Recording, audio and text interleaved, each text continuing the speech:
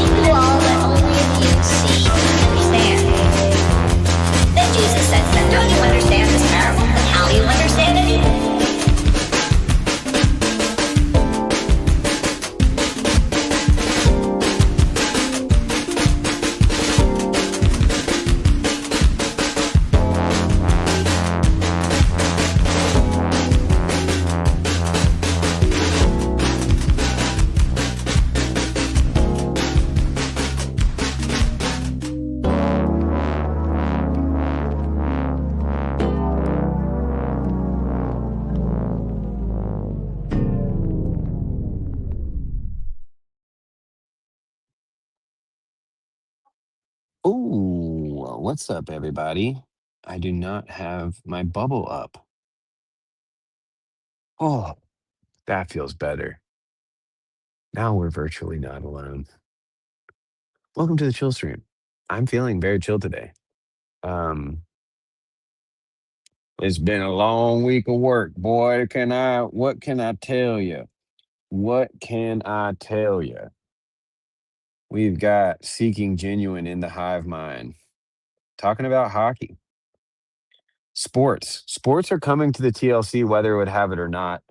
That's coming up later in the hour if I were a radio host, which I think I kind of do want to make the chill streams a little. Well, I tried it with McMo Radio. The problem is I would love, like, maybe I'm discovering this right now, that it is still somewhat a dream of mine to be a radio host, a radio DJ. And so to just kind of fill the hour, maybe sometimes I go off on weird rants about UFOs or Christian absurdism. Maybe sometimes I play sermons instead of music, but I feel like I could run like a one-man radio station, basically like 9 to 5 every day. I could probably do that, but the problem is I need more Ko-Fi. So go to ko-fi.com/McMosav and help me out. If you want the McMo Radio workday, and, we can cover other streams that pop on, as soon as Jacob starts streaming or as soon as Grim starts streaming, we can pivot. I would love to be the like daily host of TLC radio. That'd be great. I would love that for myself and for everyone. And yeah, you guys would have to put up with me when I'm feeling sad or depressed or anxious or ornery, as my grandma liked to say. Don't be so ornery. But she was the ornery one. And I come by it honest. Anyway, um, I've got big plans for today's show, so please stick around, chill out. We'll have some topics of discussion. We'll have some new audio content, a newcomer to the Chill Stream archives, I guess. We'll be listening to James B. Jordan, um, recommended by the one and only Matt C. Oh, also, I don't know if I mentioned this. From Tel Aviv, Yoav Wrestler. Yeah, always need to chill with the Tel Aviv. I think I'd like Tel Aviv as a place. It's probably nice to be there. Mediterranean vibes for sure. Oh, great. Tayo's in the chat. Welcome, sir. One of the players of the Japanese football team is black. Just thought you guys should know.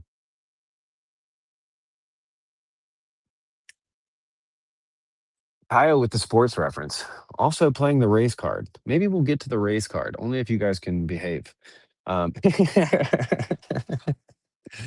Just kidding, just kidding. I don't think we're going to make much progress on the race conversation on a chill stream. But stranger things have happened. Stranger things have happened. Um, McWoke would love Tel Aviv. It's true. Um, so yeah, I've got big plans for today's stream. So stick around, sit back, relax, sip on something cold. If your conscience allows it, smoke on something pleasant, and let's relax here on the Lord's day. To the glory of God, of course. And but before all of that, I welcome Lance, chilling. Welcome, Skank. Yeah, we need Rob. Rob, where are you? If you're listening, Rob, give us what it means that there's a black man on the Japanese team. Um, but before all of that, what I wanted to do was listen to the last piece of art from a McMo chill stream. The last beat we made. My memory is of not liking it or it being kind of. I thought I could have done better, kind of a feeling. It didn't reach the top 5 or 10 of all time McMo's chill stream MP3s. Speaking of which, if you want access to all of the past McMo Chillstream MP3s. Although I do need to update the folder. So, but either way, become a monthly subscriber on my Ko-Fi, and you get all of those MP3s. So that's the way that works. But without further ado, we're going to do some branding, and then we will hit the song from last week. The idea that if, what a group of witches is called a coven. A group of Christians is called a church. The idea is sort of simultaneous prayer causes change. Now, there's different words. Some people call the prayer spells. Some people call the prayer a pep rally. No. You look at the football game. You're seeing covens of witches cheering this direct energy of the team they want to try to move the needle a little bit. But when you consider the power of directing little bubble universes, which is every single human, focusing that beam of attention onto certain ideas, dude, you're not only are you going to create whatever it is you want to create in the case of an advertiser, make some money, but theoretically you could guide history that way. And the last thing you want them to figure out, man, the film was supposed to be smoking in space. Focusing on what you're telling them. But that's how easy it is to do a retcon in the film, or a product placement in the film with some bullshit like smoking in space. Very good. But the beats, we should probably learn the beats and teach the beats as part of what we're the bullshit like smoking in space. Very good. But the beats, we should probably learn the beats and teach the beats as part of what we're learning, if that's what the bullshit like smoking in space. Very good. But the beats, we should probably learn the beats and teach the beats as part of what we're learning, if that's what they use to program people's mind holes. Welcome, everybody. The beats, we should probably learn the beats and teach the beats as part of what we're learning, if that's what they use to program people's mind holes. Oh my goodness, I'm gonna have to play that one again later. I didn't expect that branding to be so salient to what I wanted to talk about today, but we'll get there. Before that, let's play the beat from last time.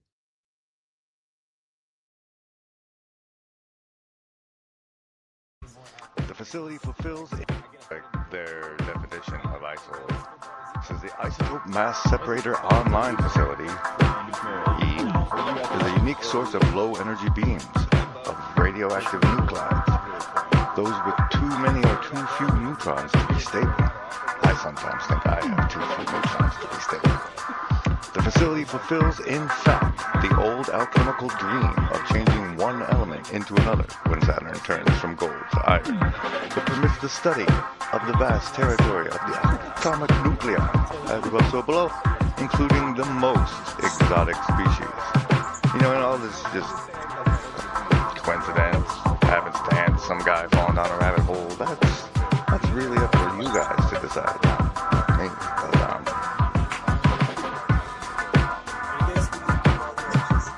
I too sometimes think I've got too few neutrons to be stable. It was because I had recently looked into the NASA Blue Beam project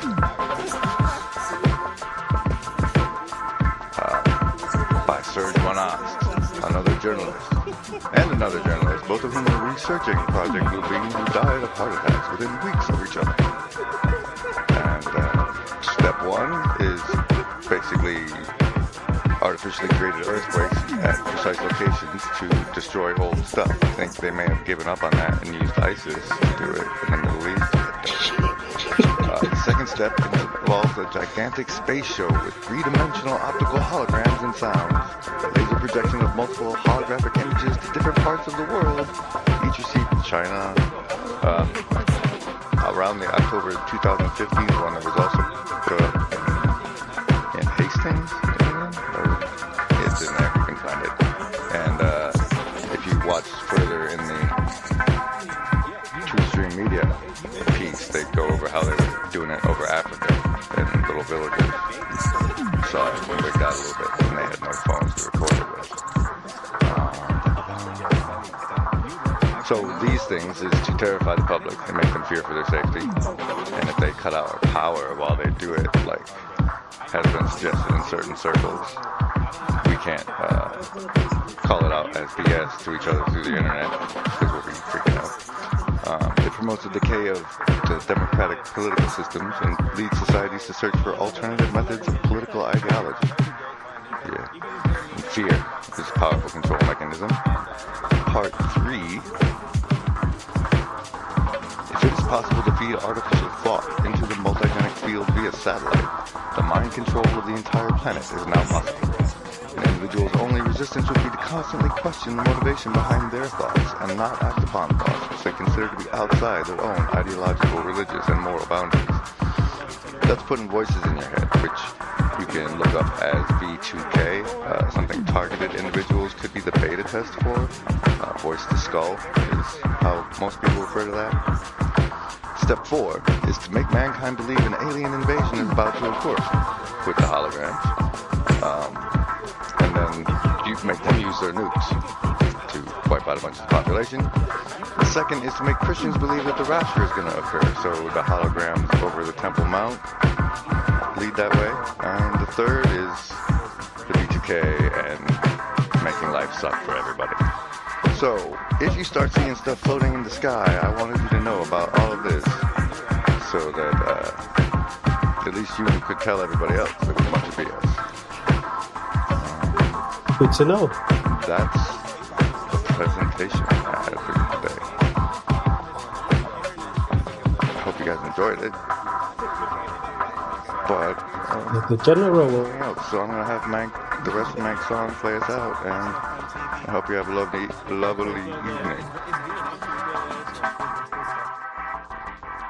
Big ups.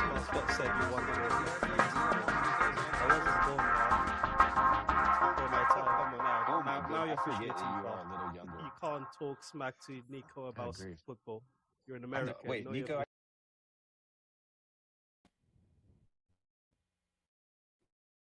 There I am. There I am. All right, we're back. We're back. That wasn't as bad as I remembered it. If I do say so myself.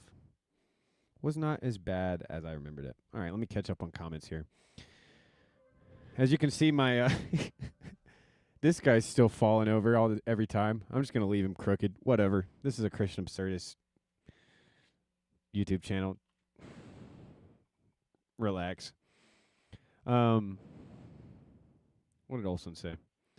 Let me remove these banners. Okay. Now I'll get back to the comments. I tried debate, but I was the equivalent of a 90-pound weakling with Greek phrases like Keonesis being kicked in my face. Oh man, nobody likes having words kicked in their face.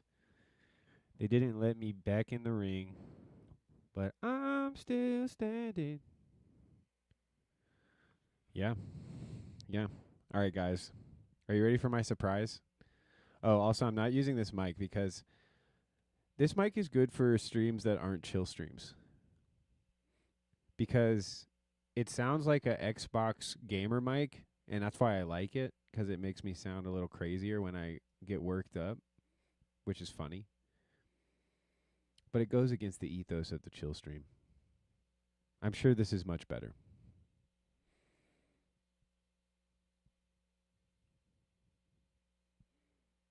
I'm just chilling. Yeah, I might be wrong, but I'm just chilling.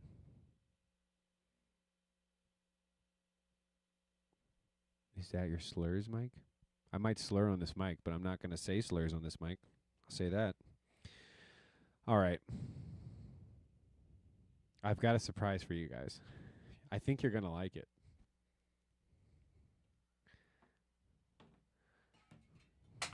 Giant whiteboard. Yep, it's a giant whiteboard. This is what we're going to talk about today. I can barely hold it. It's a lot. Okay. It won't stay up behind me. It's too big and heavy. So I might... You guys saw it. It's kind of hard to hold up. Let me see. I don't think you guys can see it from way back here. Now I have a whiteboard, so if any of you MFers come on here and you need to be educated, you know, I will educate you. My mansplaining powers just multiplied tenfold, 15-fold. The internet, it's over for you guys. I can't be defeated now. Donate to my Ko-Fi. I need some more dry erase markers. I wrote this with Sharpie, just thinking I could like pressure wash it off. Maybe that's a joke. I felt inspired by Grim Grizz, you know. But see, I work at a corner desk, so that means there's no good angles that I could put this on. And it's kind of too big to like hold. Like, I'm a big guy, and it's kind of, maybe actually, I think this works. I mean, you can't see it because of the V&A bubble, right? Maybe I just stand with it. I'm having to like hug it so tight.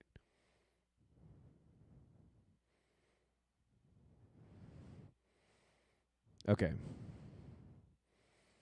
I kind of like, this is in the way, huh? I could kind of use it to point to stuff, though.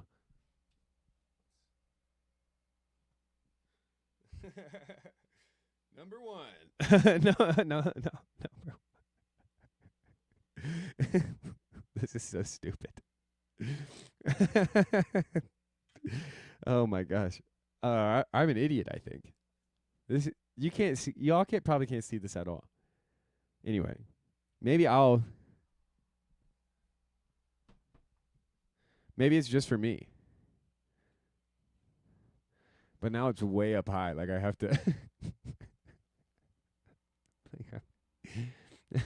Hear ye, hear ye.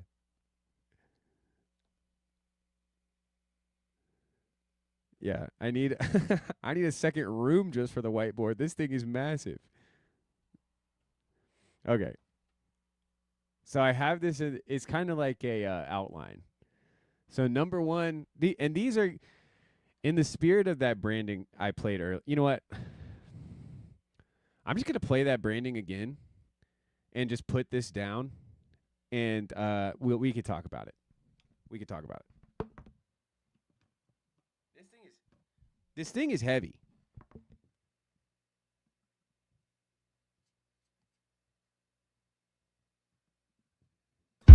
The idea that if you know what a group of witches is called a coven. A group of Christians is called a church. The idea is sort of simultaneous prayer causes change. Now, there's different words. Some people call the prayer spells. Some people call the prayer a pep rally. No. You look at the football game. You're seeing covens of witches cheering this direct energy at the team they want to try to like move the needle a little bit. But when you consider the power of directing little bubble universes, which is every single human, focusing that beam of attention on a certain idea, dude, you're not only are you going to create whatever it is you want to create in the case of an advertiser, make some money, but theoretically you could guide history that way. And the last thing you want them to figure out, Man, the film was supposed to be smoking in space. Very focusing on good. what you're telling them. But that's how easy it is to do a retcon in the film, or a product placement in the film with some bullshit like smoking in space. Very good. But the beats, we should probably learn the beats and teach the beats as part of what we're the bullshit like smoking in space. Very good. But the beats, we should probably learn the beats and teach the beats as part of what we're learning, if that's what the bullshit like smoking in space. Very good. But the beats, we should probably learn the beats and teach the beats as part of what we're learning, if that's what they use to program people's mind hold. Welcome, everybody. The beats, we should probably learn the beats and teach the beats as part of what we're learning, if that's what they use to program people's mind hold. All right. Learning the beats. Teaching the beats. How do we teach the beats? Somebody tell me how to teach the beats over here. Can I? Oh, yeah. Okay, I'm still somewhat visible. All right. You know what? Actually, I'm just going to turn my camera off so I can, like, kind of squat down by this whiteboard, or at least take my sunglasses off and read my outline here. These are the beats. This is where I felt my attention being drawn this week. Or rather the takeaways that were the result of my attention, this week or so. But really it's probably in the last few days since the Wednesday alien debacle, which I went on the TLC search engine and looked up the oldest video. It was Rafe Kelly, and he had a Mattis Yahoo song on it, and that Mattis Yahoo song was, of course, immediately marked as trademarked material, so that got, the video got basically put in quarantine, so nobody saw it. I had to send the link to some people who wanted to listen to it,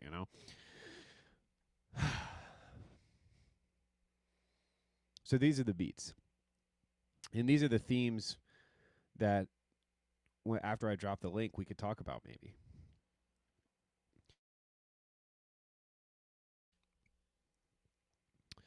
So I'm going to take these shades off, lean back. And, okay, so number 1, the nerds. The nerds are down. These are kind of like stocks. Oh, yeah. R.I.P. Oliver Tree. This is true. This is true. Yon God, welcome. The whiteboard's Ko-Fi you would support, but you won't support me? What the HECK, Olson? No, I can't. The thing is, I can't hold the whiteboard and show you guys and talk about it and hold the microphone at the same time. That's the issue. It's not. I need to figure out a creative way to kind of hang it beside me. And it's less, to be honest, it's less for you guys and it's more for me anyway. It's nice to be able to think with big words that you made with your hand. So anyway, let's look at these stocks. The nerds stock has gone down this week, and that's primarily due to Jay Dyer bowing out of debates after him and his minions have basically been demanding that people debate them on various topics for a long set of years. And then, of course, we can't go without mentioning that Jonathan Peugeot and Gavin Ortland also had a little tussle, a little wrestling session. I will say it was nice to see the two men talk and that tempers were not raised, voices were not raised, tempers were not lost. It was kind of nice. But overall, that just kind of goes to show that the Ortho Bro Wars of 2026 are coming to a close. And that is a very good thing. Praise the Lord. The jocks are up. Sports are in, folks. And the corner would be very, very foolish to not keep an eye out on the nature of the bread and circuses that are offered to us by the Empire. And I don't know if you saw the NBA Finals. I did. I saw my Hawks be the second best team in the league, apparently, in the finals. We beat the New York Knicks twice in the playoffs. Nobody else in the whole NBA beat the Knicks more than the Hawks did in this year's NBA Finals. What can we learn from sports? What kind of philosophical and theological knowledge, wisdom, upbuilding discourse can be gained from an inspection of athletics, sport? Not to mention Jalen Brunson, the MVP of the finals, famously has a healthy relationship with his father. Dads are back, folks. Dads, it's cool to be a dad. It's cool to have a dad. It's cool to be a dad, in case you're missing it.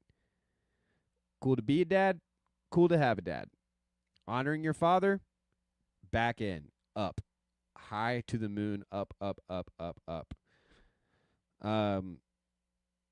Treating a mentor, if you don't have a good dad, treating a mentor with honor and respect as you would a father who deserved it, that's also up. That's also in.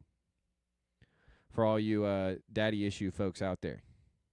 No shade on the daddy issue folks whatsoever. But it's a heartwarming thing, you know. This is they're you could say they're playing with our emotions, but this is what they want our attention to be drawn to, is this Jalen Brunson, most valuable player, and the fact that his dad is a coach on the team. Was also a basketball player, raised him from a young age, and he's reached his goal. You know, the apotheosis of the athlete, the championship, the world championship. And who did he defeat? But Victor Wembanyama, the Nephilim-sized French freak known as the Alien. Are you picking up what I'm putting down, folks? A French alien. He's Aramaxing, as the kids say. He's wanting to a little bit be the villain.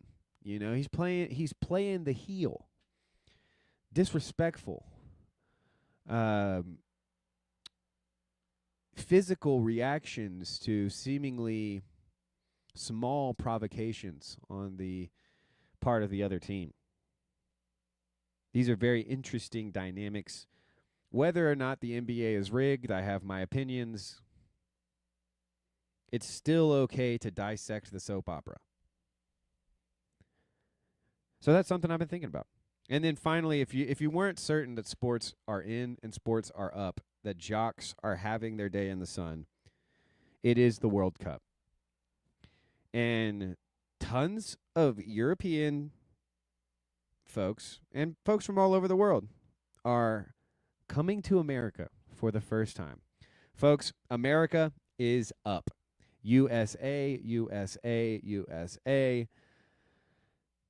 Our government might be run by covens of witches that do dark rituals, thinking that it empowers them in some sort of extra human way, when really they are being manipulated and played by demons in blasphemous and sinful, disrespectful ways of Satan. Despite that, America is still blessed by God. The flag still stands for freedom, and not even the demons can take that away unless our Lord Christ permits it. USA, up. We up. And then number 3. So that was number 1, nerds down. Number 2, jocks up. Also within that, you know, dad's up, USA up, we up. Number 3, I am in search of an aggression protocol after action report. Skanks in the hive mind, I know he got around to fire. Saw that Neil and Henry gathered around a fire. I want to know if Grim Grizz was able to make it to a fire. I want to know who all else. I think Chad was doing something. I want the after action report. And so that's number 3. The aggression protocol after action report. I think that people are dying to know how that went. Very important all the time, but also in these trying times. To get around a campfire. Talk with the bros.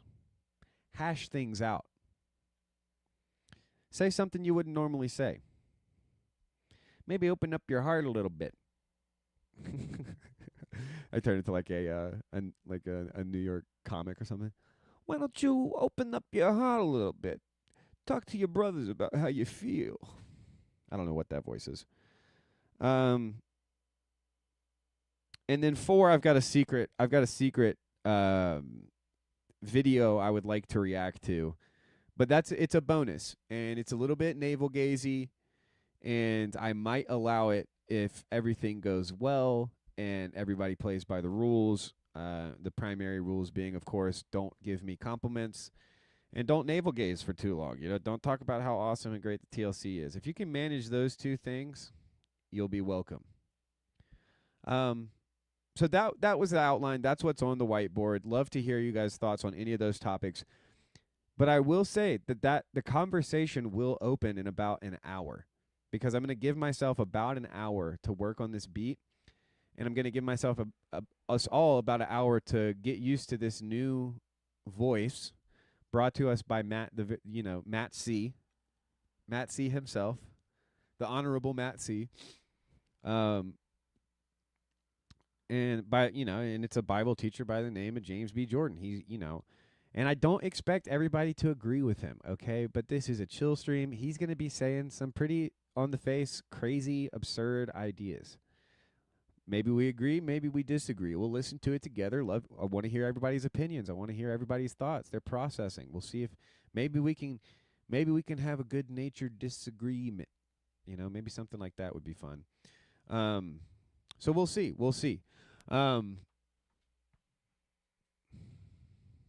Is it one about the whiteboard? One about a whiteboard.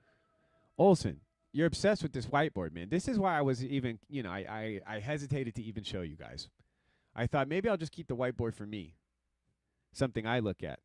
Something that's I'm going to turn up my voice here. So if you had cranked me up, I'm going to turn myself up. I just noticed I'm about at half volume is what I should be, and I was getting pretty loud there. So here we go.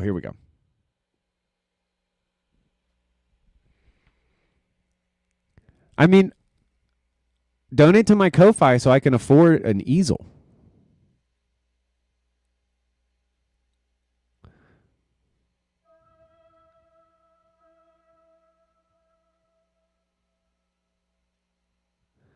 I think you guys are making too much of this whiteboard thing. I mean, I did introduce it. I mean, it's a great.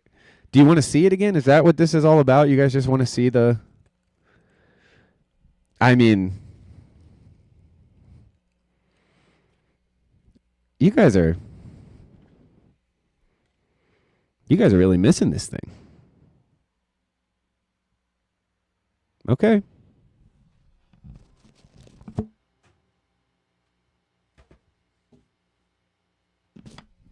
Here it is. You saw it. I went through everything. I'm going to keep number 4 out of it because that's the navel gazing thing. That's the bonus. I guess you can kind of see it.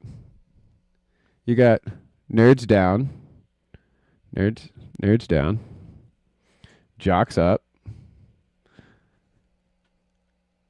Ingression protocol after action report. There you go.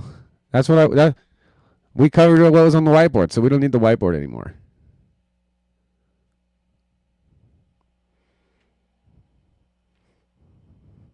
Tayo and Olson getting to go back and be the naughty ones in the VBS class, I see. Hope that felt nostalgic for you guys. I can see from thousands of miles away, and without even being able to see your faces, I can see the boyish grins. Betty Whiteboard, is that what we should call her? R.I.P. Betty Whiteboard.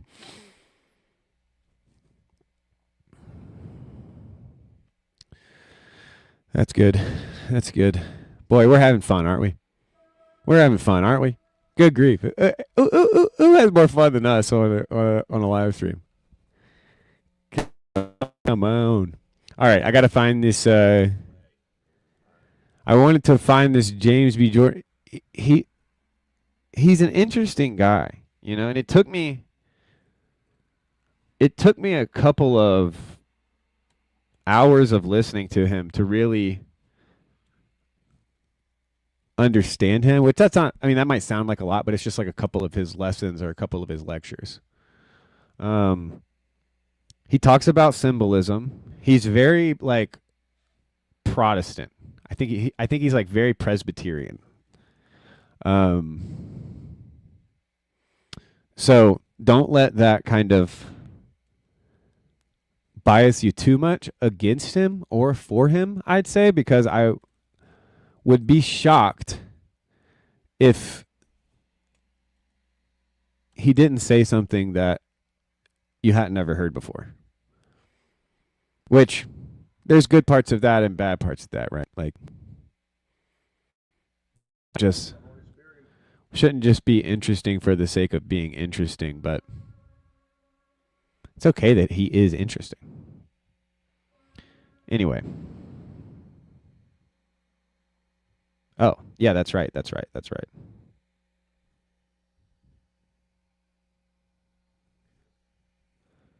Okay, share screen. There we are. There we are, gents. Okay,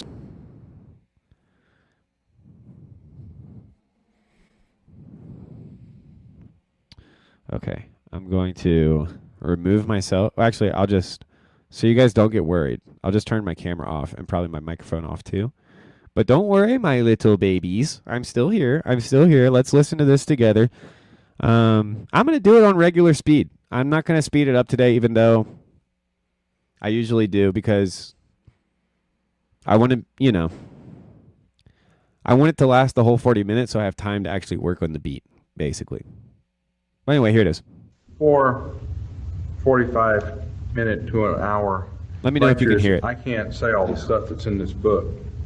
True and Wise, which is sort of the topic that we have. So if what we're going to try to do is Olsen, you're a talk monster. about the issues involved in this symbolic parts of the Bible, typological material that's in the Bible, and try to get ourselves thinking more biblically about this stuff, this weird stuff that's in the Bible. And the first lecture that I want to give tonight, we can actually title this lecture and call it The Weird and the Deeper Weird. Now,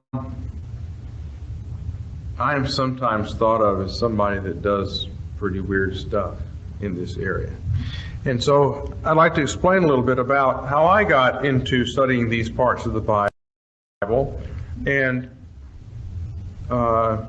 maybe that'll help you to think about your relationship to these parts of the Bible. My Christian upbringing and education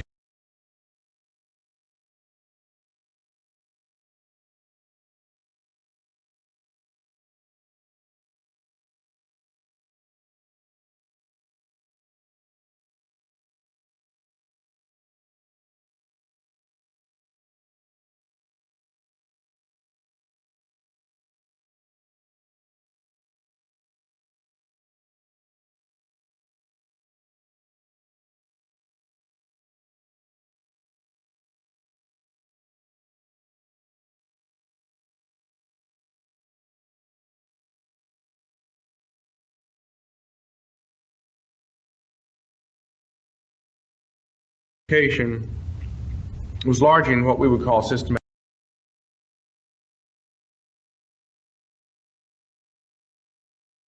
theology, of predestination, providence, and governance, and concurrence, and I knew about the meanings of words like ex and initiation and other things like that. That they've been put about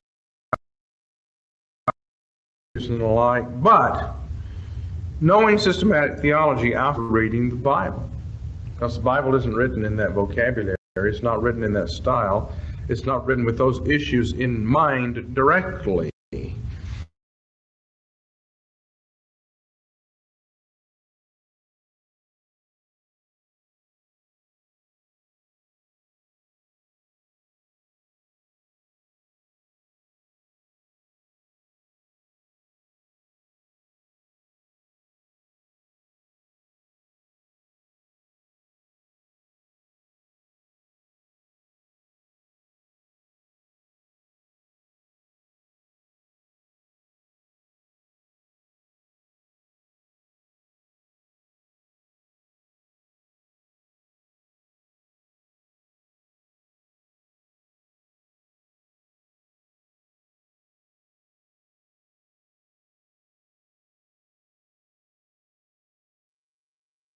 Well, that was a fail.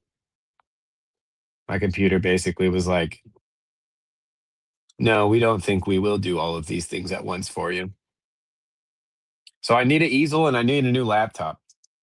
Some sort of MacBook, please. Donate to the Ko-Fi. We'll figure it out.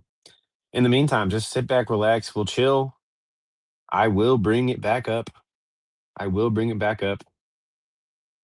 I thought I could get away with turning off StreamYard on my laptop, but then I forgot that it was the one sharing the video. So a foolish move on my part. But we can still listen to this.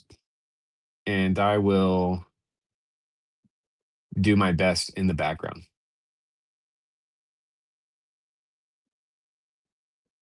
All right, we're back. There's a little bit of an echo, at least for me. So I'll turn that down for a second. And then we'll share the screen once again. Share. We'll go back a little bit, maybe 2 minutes. There we go.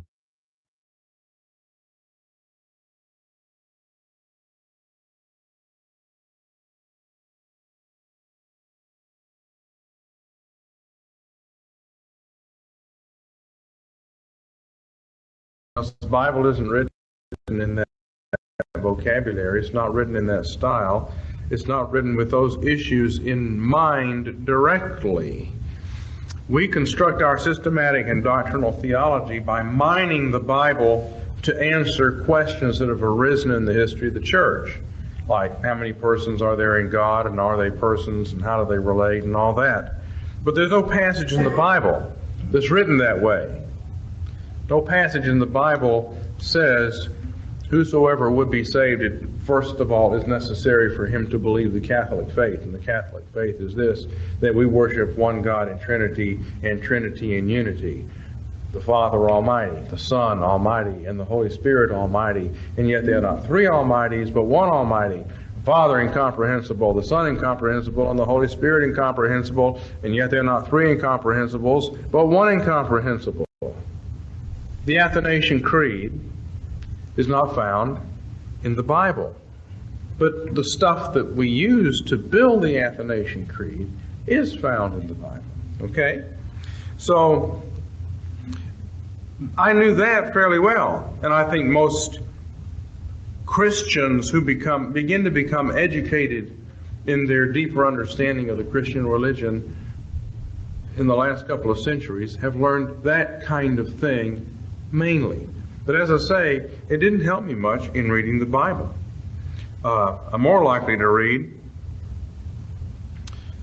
the number of the men of the people of Israel, the sons of Parosh, 2,172, the sons of Shephatiah, 372, the sons of Era, 652, the sons of Pahath Moab, of the sons of Jeshua and Joab, 2,818. The sons of Elam, who knows? Y'all don't have that down? 1,254. I could continue here in Nehemiah 7, but for some reason, God thinks it's real important to have that in the Bible. You think it's real important? Be honest. I remember back in the old Navigator days when I was in the Navigators, we would read, and we'd come to something like this, and we'd say, a list of hard names. And then we'd pick it up, wherever the list of hard names stopped. That was easier than trying to sound them out and figure out how to pronounce them. Well, there are big hunks of the Bible that you have to skip. Well, people get into a Bible reading program, and they say, I'm going to read through the Bible, and it's going good until they get to the middle part of the book of Exodus, and then, man, all this description of pieces of furniture, page after page, sockets in the ground that gold-covered boards are stuck into with rings halfway up and poles through the rings, and you're not quite sure exactly how the whole thing was put together, and think, well, let's get on over to Leviticus. You think that's fun to read? Read the first half of Numbers. You're about dead by the time you pick up any kind of interesting story again in reading through the Bible. Well, that's not because there's something wrong with the Scripture. It's because our education doesn't prepare us to read and understand the Bible very well. It prepares us for other things that are part of the Christian religion as it's developed over the last 1,000 years, 2,000 years. but it doesn't prepare us to read the Bible. We don't feel at home in it. So I looked for help. I discovered that. I wanted to understand the Bible. Okay? For some reason, I had become convinced in college that the Bible was absolutely inerrant and it's without mistakes, and it was an authority that was different from any other authority in life, and that you have to make it absolutely primary, and you have to submit your brain to the mind that's in the Bible, and you have to allow yourself to be continually changed by what you read in the Bible. I came to that having grown up in a more liberal kind of Christianity, where we accepted some things and we questioned other things. And I realized as a result of studying philosophy that you can't have it both ways. Either your brain is in charge of the Bible when you read it, and you decide what makes sense and what doesn't, or else the Bible is in charge of your brain, and your brain has to change if there's something in the Bible that you don't understand. Because the Bible is just going to sit there continuing to be absolutely inerrant Word of God. So if there's something that you don't like or something you don't understand, the Bible's not going to change. And so you'll have to change. Well, I had come to understand that. But now the question was, what does the Bible say? And an awful lot of it was written in a language I couldn't understand. So I looked for help. And there's help with these kinds of passages in traditional commentaries, but a lot of times they don't go very far either. So they'll tell you, well, you're reading Leviticus chapter 11, and there's all these clean animals and unclean animals, or more literally, animals that are clean for you to eat, and animals that are unclean for you to eat. They're not unclean when they're roaming around outside, but they're unclean for you to eat. Like, you can eat beef if you're an Israelite, but you can't eat pork if you're an Israelite under the law. So, the commentators say, well, the unclean animals, they represent pagans or Gentiles. They may be God-fearing Gentiles. They're not circumcised. So that's what they represent. Well, that's helpful, but that doesn't answer the real question I want answered, which is, why? Why would God divide the animal world up into clean and unclean ones? That was very much like that meme. What's behind that? Why?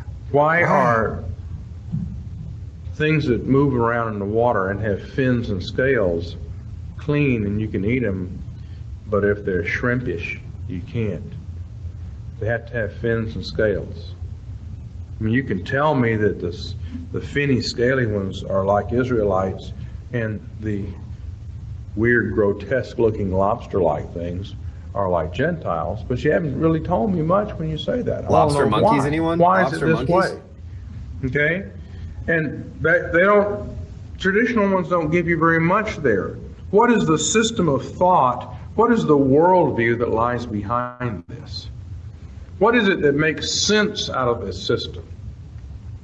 What is that? Why don't, when I read Leviticus 11 and it lists all these animals and it tells me which are clean and which are unclean and why?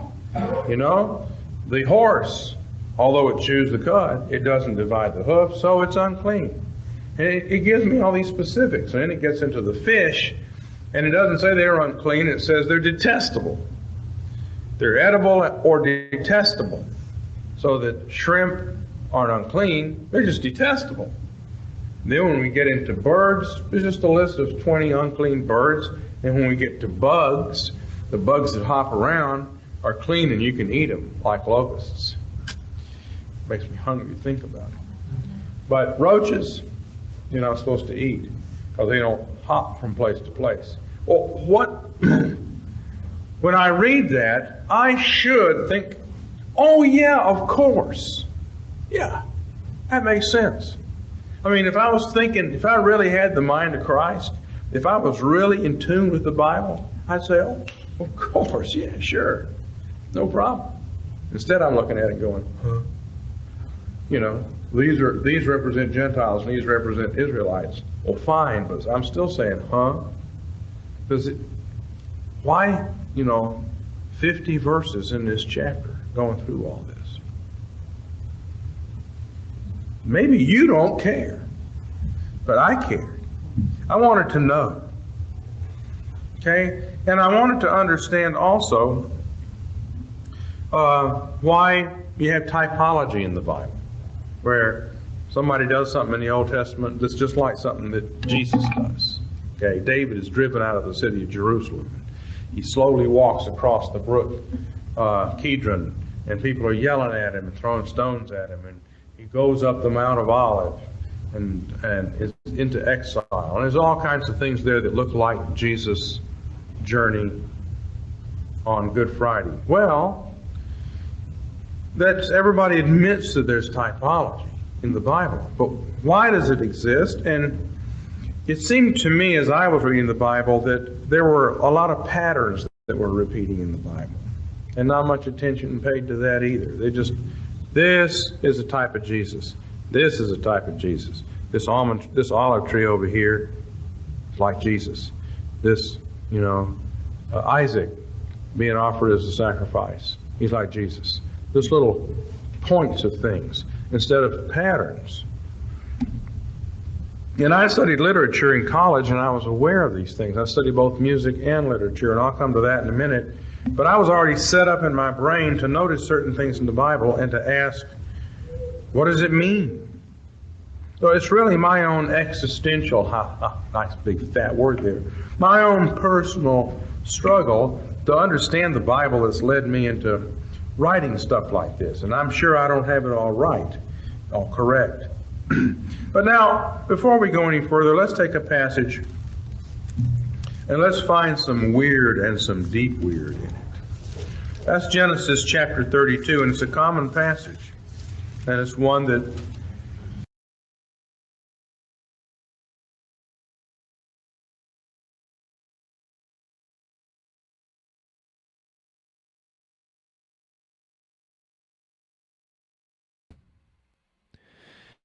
just wanted to pause and say, I hear you, the folks. The folks are kind of getting the itch that this guy is. Gosh dang it! Can you really not hear me? Can you hear me? Can you hear me? I see the corn. 2 points to tie or whatever.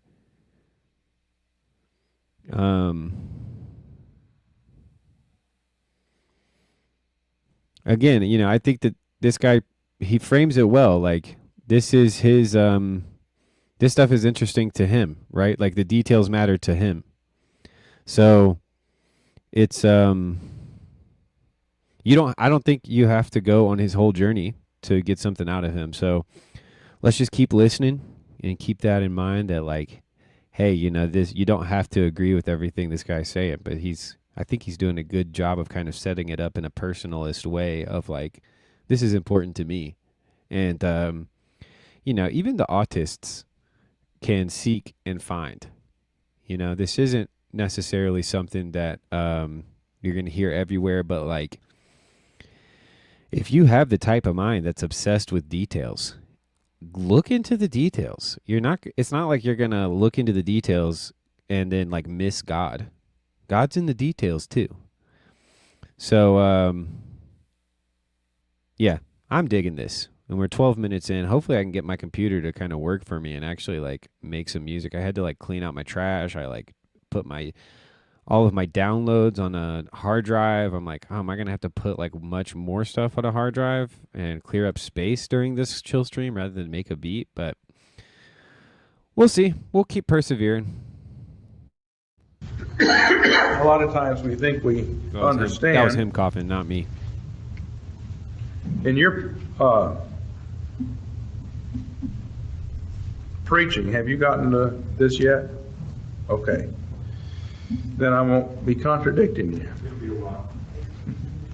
Oh, I see. We're slogging through Genesis, huh? All right. Well, 18 years from now, when your pastor gets to this passage, he'll remind you of this. Okay, Genesis 32, verse 24. Then Jacob was left alone, and a man wrestled with him until daybreak. And when he saw that he had not prevailed against him, he touched the socket of his thigh. So the socket of Jacob's thigh was dislocated whilst he wrestled with it. And he said, "Let me go, for the dawn is breaking." And he said, "I will not let you go unless you bless me." And he said to him, "What is your name?" And he said, "Jacob." And he said, "Your name shall no longer be Jacob, but Israel. For you have striven with God and with me, and have prevailed." Then Jacob asked him and said, "Please tell me your name." But he said, "Why do you ask my name?" And he blessed him there. So Jacob named the place Peniel, for I have seen God face to face, yet my soul has been preserved. And the sun rose upon him just as he crossed over Peniel, and he was limping on his thigh. Now I think about that and you think, why wouldn't the angel tell him his name? Doesn't say. Jacob says, "Please tell me your name." And he said, "Why is it that you asked my name?" And blessed him there. Well, we can kind of figure that one out.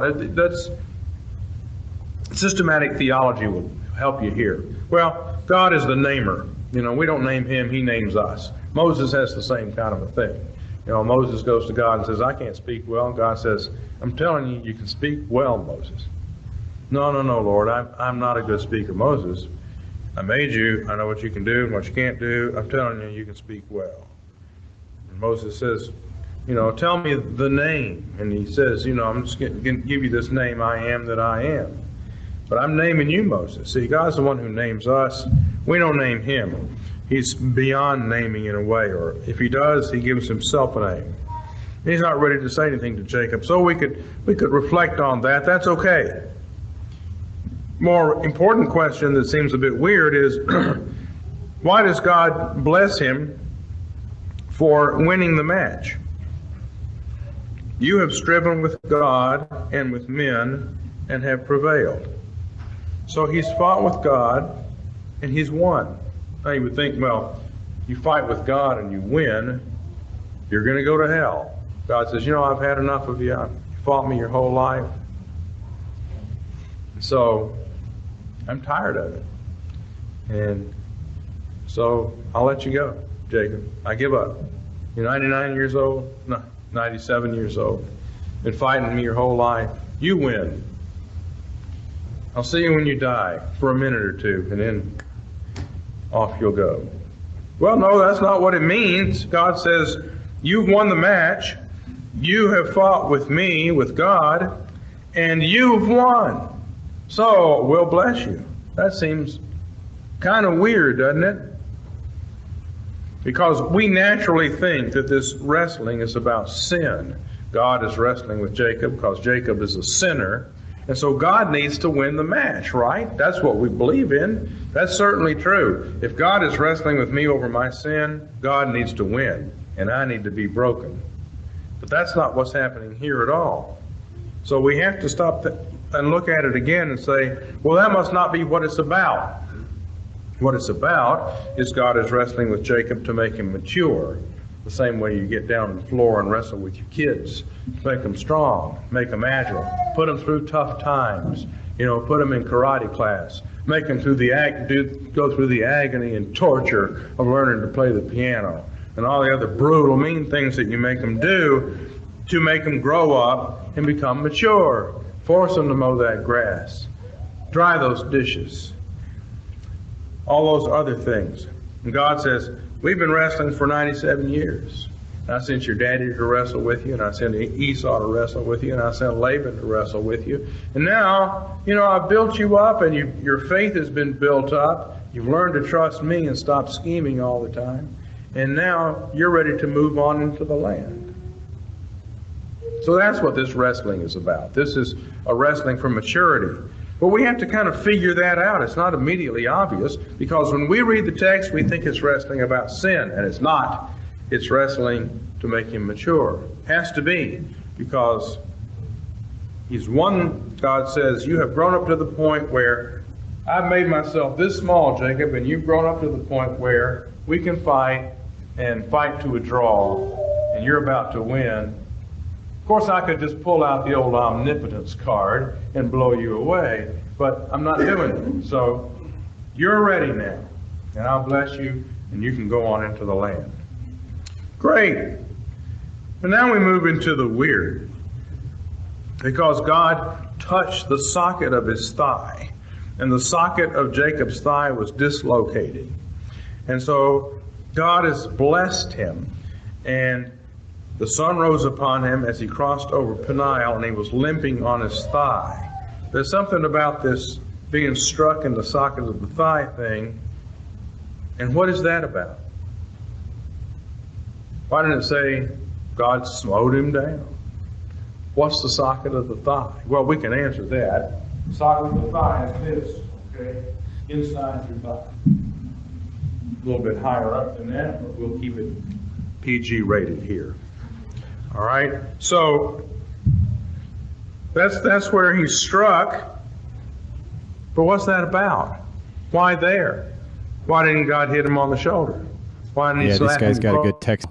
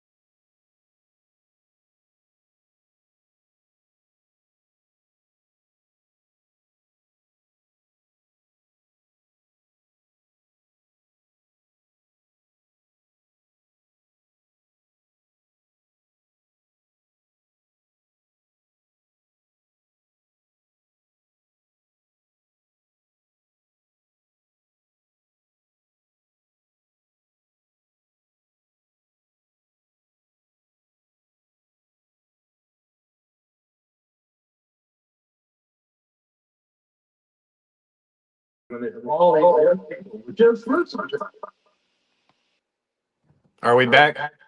Can you hear me? I think we are, because I'm echoing to myself. I'm working on this whiteboard for all my little babies out there. My little gremlins. My little VBS gremlins. Are we back? Somebody let me know in the comments.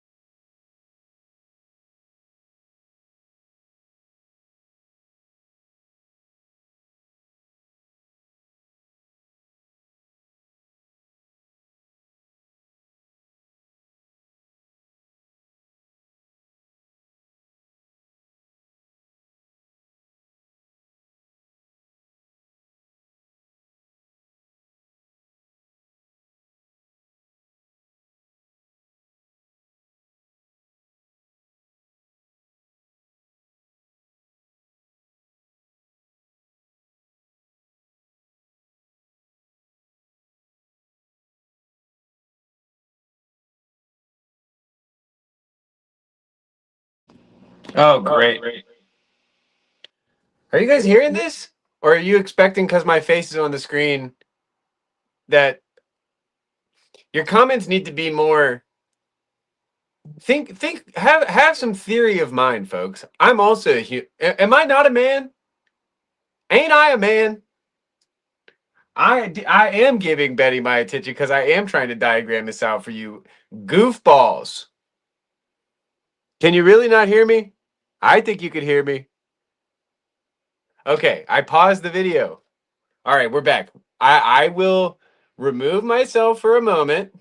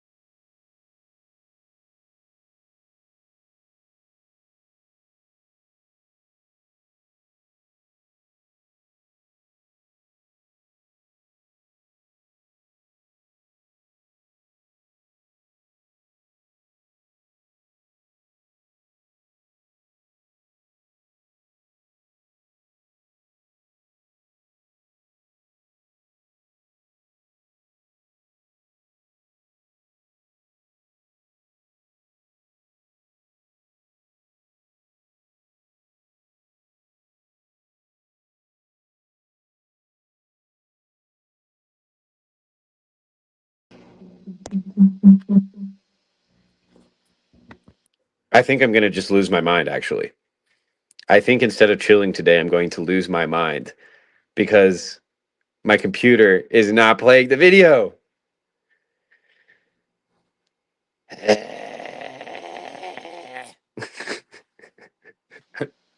Don't thumbs down me. Don't thumbs down me. You know what? We just need a branding break. We just need a branding break. Everything's going to be okay. You and I can make a difference in our children's future. Overpopulation is linked to pollution, overcrowding, health problems, and poor living conditions. Too many children can mean economic and emotional hardship. Our population is growing at an alarming rate. In the next 30 seconds, 90 more people will fill the earth. We need to make a change. Planning our families can make a difference. Think about how many children you want to love and support. Respect friends in their decision to have 0, 1, or 2 kids. Adoption is another option. Let's make this a cleaner, healthier world for our kids. Please think about how many children you want to bring into this world. Okay. I'm back. I'm going to shut down all of the programs that I'm running on my computer, which is really just 2. It's the program I used to make the music and my browser.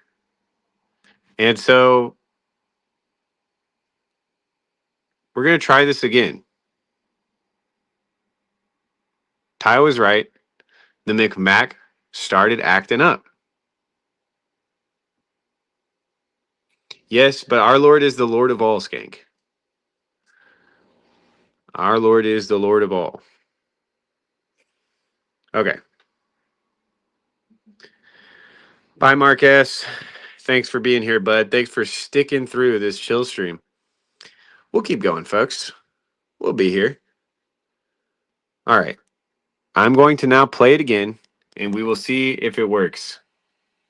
Oh, wait. I'm going to remove and stop sharing, and I'm going to reshare the screen. Also share audio. There we go.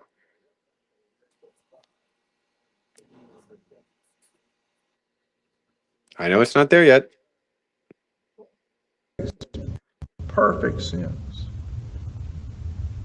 I mean, there's obvious logic here. Here you are, you're a son of Israel, a descendant of Jacob, and grandfather Jacob was touched by God right here. And so when I kill a sheep and I have the leg, that that muscle right there, I pull it out and I burn it up, I don't eat it because Granddaddy was struck there. Does that make sense to you? You know, it doesn't say God commanded them to do this. It says they figured out. The sons of Israel figured out that from now on, when they slaughter an animal, a goat or bull, or even something else that they could eat, they shouldn't eat that muscle. Is that the way you think? Would you have logically come up with that? No, I don't think so. I wouldn't have. And you know, when you're reading the Bible along and you come across stuff like this, and you come across it more often than you're aware, I think, because we just kind of skip past it. You think, well, I don't know what that means, and we continue on. Let's get on to the next neat story of the Bible. Something's going on here. There's a reasoning process involved here that is recorded for us. It's correct. It's a God-inspired reasoning process that's really strange to us. Well, that means that we have a problem, doesn't it? The Bible doesn't have a problem. God doesn't have a problem. We have a problem. We're not thinking right. We're not perceiving the world the right way. And of course, obviously, this is a symbolic matter, because they're assuming some kind of a symbolic connection between the human body and the animal body, and the human socket of the thigh and the sheep socket of the thigh. And if God touches the ancestor in the socket of the thigh, then somehow or other that's going to be reflected symbolically, sacramentally maybe even, since it concerns eating. But symbolically, in the animal, it's as if God touched it, and we don't eat it. So, in order for us to understand this, we would have to really start getting into a worldview where animals correspond to people in some important way. And of course, the Bible's full of that. How can we learn from animals if they're not like us? Go to the ant, you sluggard. Consider her ways and be wise. Okay? That's because ants are like people in certain ways. Okay? And lions are like people. And vultures are like people. God brought animals to Adam to name, so Adam could figure out that there were two of them and only one of him. And because animals are like people, he figured out there should be two of me too. He didn't say, well, they're animals. They come in pairs. They get married. I'm a man. I stand alone. That wasn't how he reasoned. He reasoned from the analogy between animals to people. Well, here the analogy is made out very precisely. The muscle system in the human body is like the muscle system in an animal body. Something God touches is what? Holy.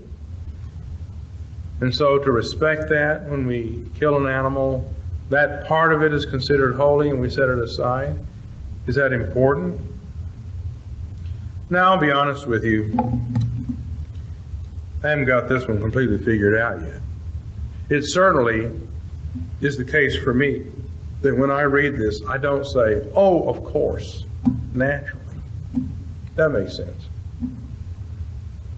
But someday I will, or someone will.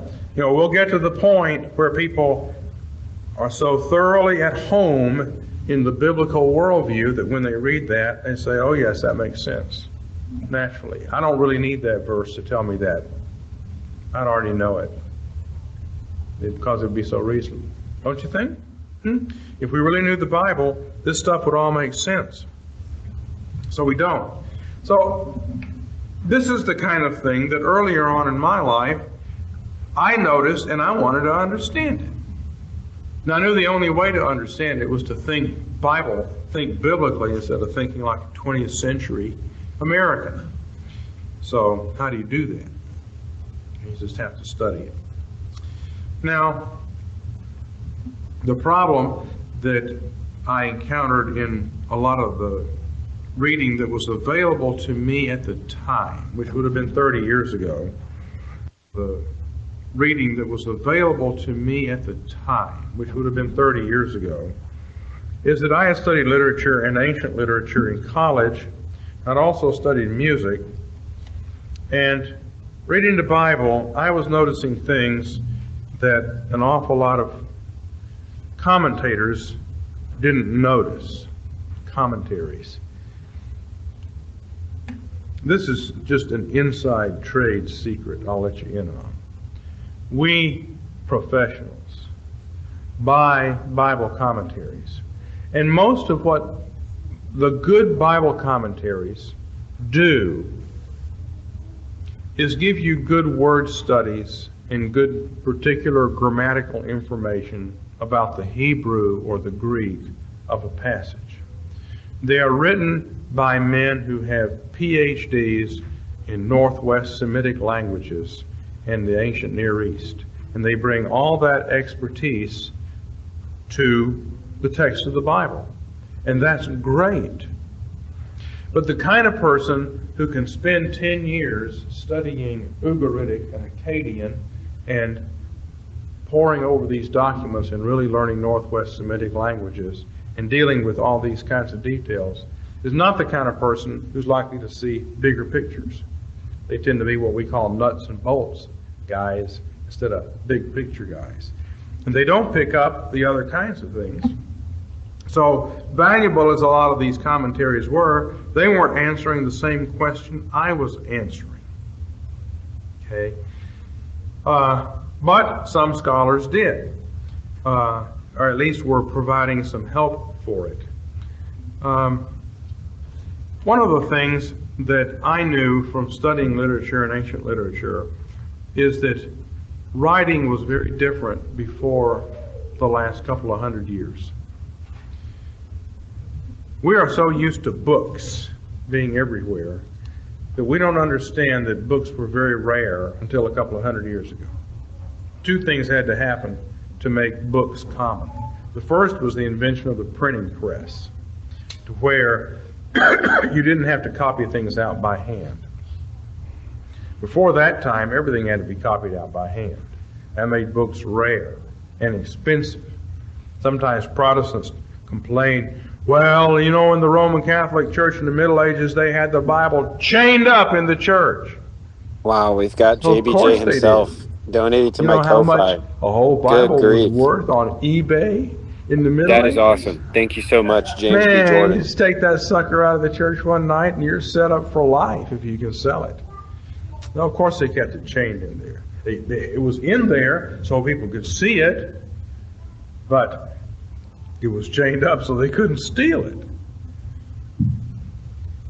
Well, something else had to happen before books became cheap, though. And that was for paper to become cheap. And paper didn't become cheap till a couple of hundred years ago. Before that, paper was very expensive. So even though you could print, and that brought the price down somewhat, it was still expensive to have a book. That's why libraries were important and people borrowed books and the like. Well, now, why did I go through all that?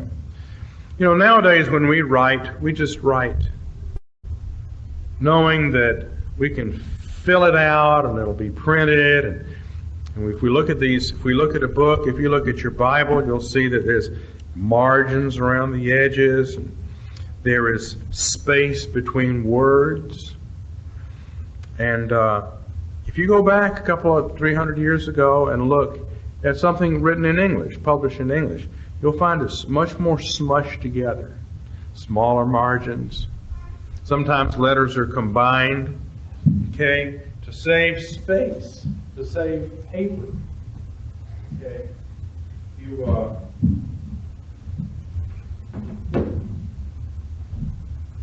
wouldn't write this.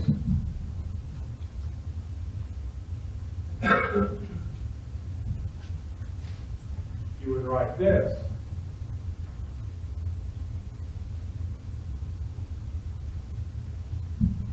Because everybody knew that this here is not a Y, in this position, it's TH.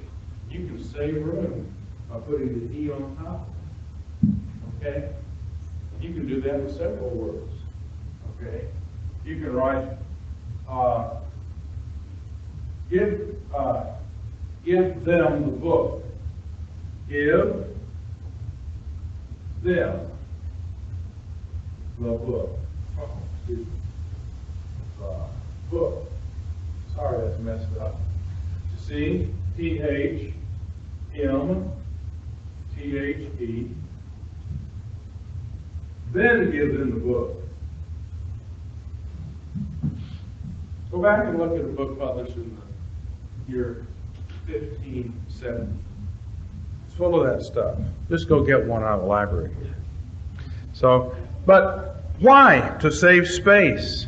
Now, that in the ancient world, if you were going to write something, you had to write it on a piece of tablet or something that was very expensive. You didn't waste words. And who knew how to write? And who knew how to read? Most people didn't know how to write and read, because why should they bother to learn? They're never going to read anything. They weren't going to have any books to read. No, reading and writing, that was for a class of people who were called what? Scribes. And being a scribe was like having a PhD in nuclear physics today. It was a very skilled job. Scribes knew how to write in such a way as to thoroughly maximize the space available. And in the ancient world, when you wrote, you didn't write the vowels in, and you didn't put any space between words, because the other scribes knew how to read it.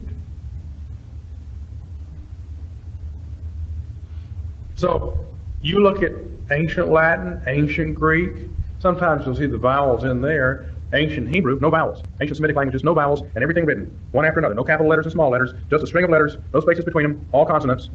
And it's hard to read that unless you got your PhD in scribal reading. Then you know what to read. You know how to figure it out. How this row of letters obviously falls out into these words. Now, part of that art of writing involved using literary structures to where you could say more than one thing. To use symbolic language that would do double duty. And all the ancient writers would do that kind of thing. They wrote in a very compressed style to where they could say a lot with a few words. The Bible is ancient literature. See? Now, I knew from my college years how ancient literature was written. The Bible being ancient literature, I was beginning to assume, and I'm not alone in this, more and more scholars were beginning to say, we need to treat this like an ancient text and assume that every single word counts. And every picture that's in the text counts. And it all counts together because the writer didn't have a lot of space and he was writing very carefully. Well, together with that is the fact that ancient literature and medieval literature is full of things like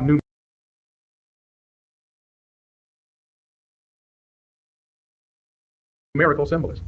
There are number structures. There are number structures all over the Bible. There are number structures in all ancient literature and medieval literature. There are large parallel structures. There are chiastic devices and other literary devices where the text has parallels in it. There are references to the stars in all of this literature. Symbolism of the stars in the heavens. Typological parallelisms. Modern literature isn't written this way, but ancient literature was, and medieval literature was, all the way down to the modern age, when it became much easier to write and get stuff printed. Now, you don't have to write that way. In fact, if you do, people don't know how to read it. We want things written kind of at a newspaper level. The newspaper article's not written that way. It stands out if somebody is being clever and refers to Spider-Man as the Arachnid Avenger. Okay, saw that today. I thought that's clever. But if the guy'd been a whole lot more clever, he wouldn't have been writing a newspaper essay. He would have been writing something else. Okay, so traditional conservative commentaries don't show much awareness of this. But having spent time in ancient literature, I could see that there was probably in the Bible as well. And so I began to look for other scholars, for scholars who talked about it, and they do. Although a lot of them are liberals. That's where the problem came. Liberals, because they aren't stuck in tradition, can sometimes see things a little bit differently. But then those of us that are Bible believers have to say, yeah, but we can't follow you all the way because of your liberalism. Music is the same way. Music is written with themes that recur and repeat. If we were to talk about how a fugue is written or how any larger piece of music is written, you have a melody. The melody will be brought back in maybe twice as slow or twice as fast. It might be brought in on top of itself, so it starts in the soprano, like a round, Three Blind Mice, and then it comes in again, Three Blind Mice, a little bit later, and it's sung at the same time, but off from itself. You know what I'm talking about. These kinds of things show up in literary work as well. That's what all the typology in the Bible is. It's like melodies. Those same melodies can occur and take up the whole 2 or 3 book story, like the story from David all the way down to the destruction of the kingdom, or the same basic melody story can be in just a few years of a person's life. The story can be run kind of backwards, so that there's a creation or a decreation. There are passages that run through Genesis 1 backwards, so that at the end everything is formless and void, showing the decreation of the world. Those kinds of things are there. But I wasn't finding a lot of help until I began to rummage around and look at lots of other places and talk to other people. So, and I'm not trying to say that I don't want to be misunderstood here. I'm just sharing with you why I got into this, why I think it was important for me. Because I couldn't understand the Bible. I could understand some parts of it, but big hunks of it, I couldn't understand. Big hunks of it.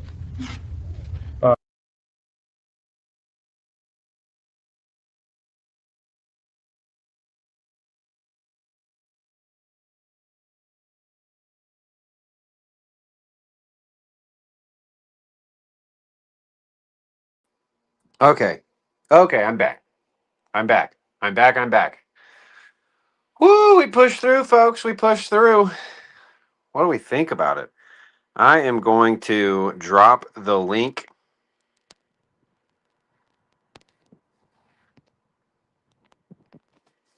I'm definitely working with a delay here. You guys should be hearing me. I'm getting, between McMobile and McMo, I'm hearing myself. So that should mean that you guys are hearing me. Let's post the link. Okay. It is a theme of a McMo chill stream that I'm constantly trying, I don't want there to be silence and me not know it. But if my mic is working, then I sound like a crazy person just being like, "Can you hear me? Can you hear me? Can you hear me out there? Is anybody out there? Am I virtually not alone or am I virtually alone?" Woo. Was hoping JBJ would be more EMJ. I don't remember who EMJ is. You guys want to see the whiteboard? Let's pull me up this way. Oh, looks like we have another guest at the stage. All right, welcome, Skank. You're muted. I am unmuted you. muted. Oh, trying to figure out how this works. I got a new. Lost my last pair of earbuds that replaced them, and they're new and special. And I'm not sure where Well, you exactly the sound great. speaker is. Oh, You good, sound good. Glad to hear Yeah. it. I am. Yeah, you sound good to me. On location, midway between Ingression and my home, because the boys decided to make this very far away. So I'm tired. So I stopped to go swim and take a nap. Take a little chill. It's a chill day. All right, I got to put my shades back on. I won't put my hat back on.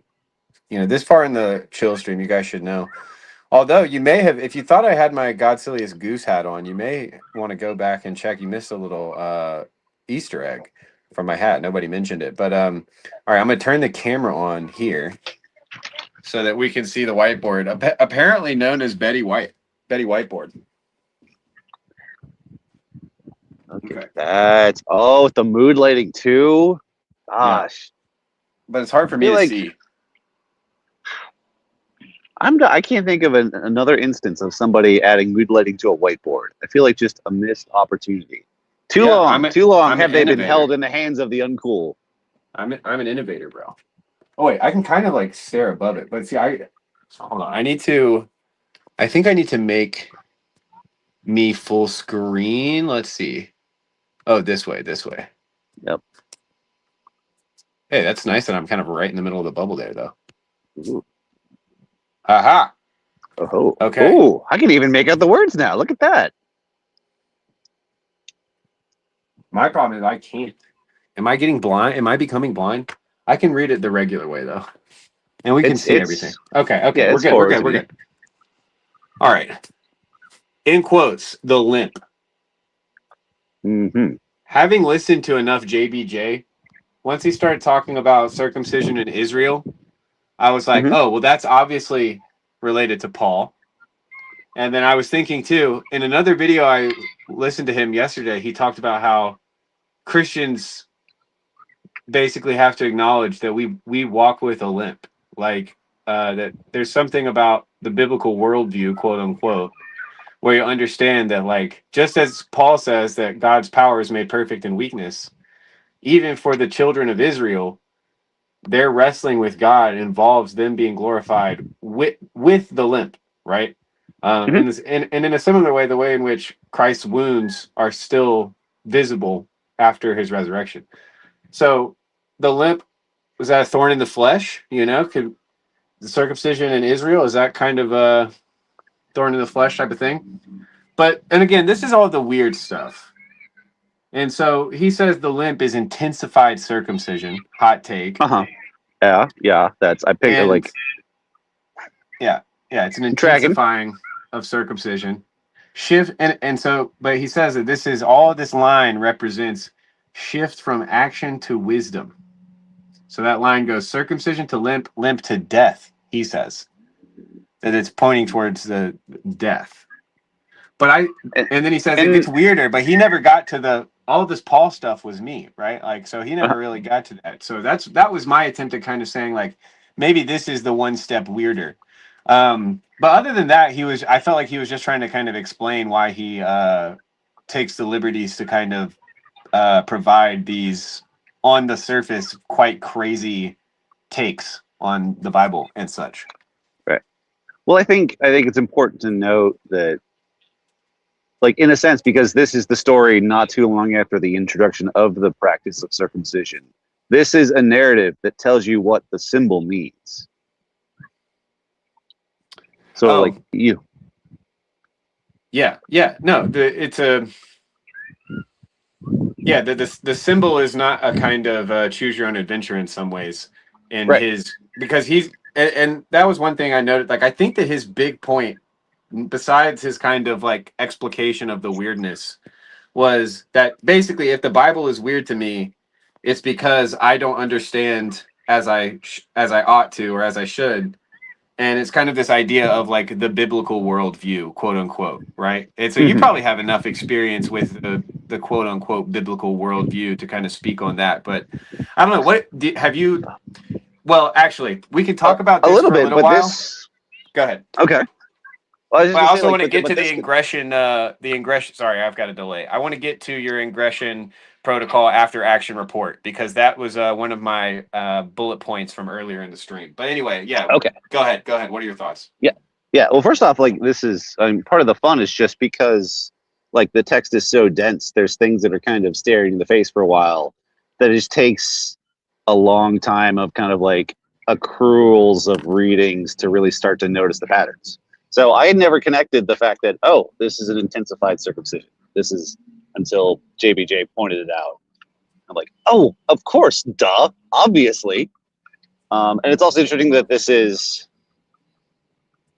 I don't think there is any textual mention of Jacob's circumcision, which is not to say that it didn't happen. But here you have him being, as an infant, I presume, symbolically wounded. And now this intensification goes from a symbolic lip to an actual lip.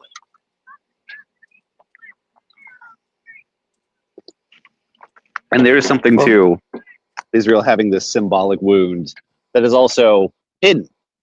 Right. There's a weird kind of interplay between like everyone allegedly in Israel has this, but also you don't necessarily know that about anyone else, because how often are you hanging out without your pants on? Well, that's the other thing with the heel, right? Is I think he mentioned it in that talk, but it was like anything that has to do with the heel goes back to the promise of the seed of Eve.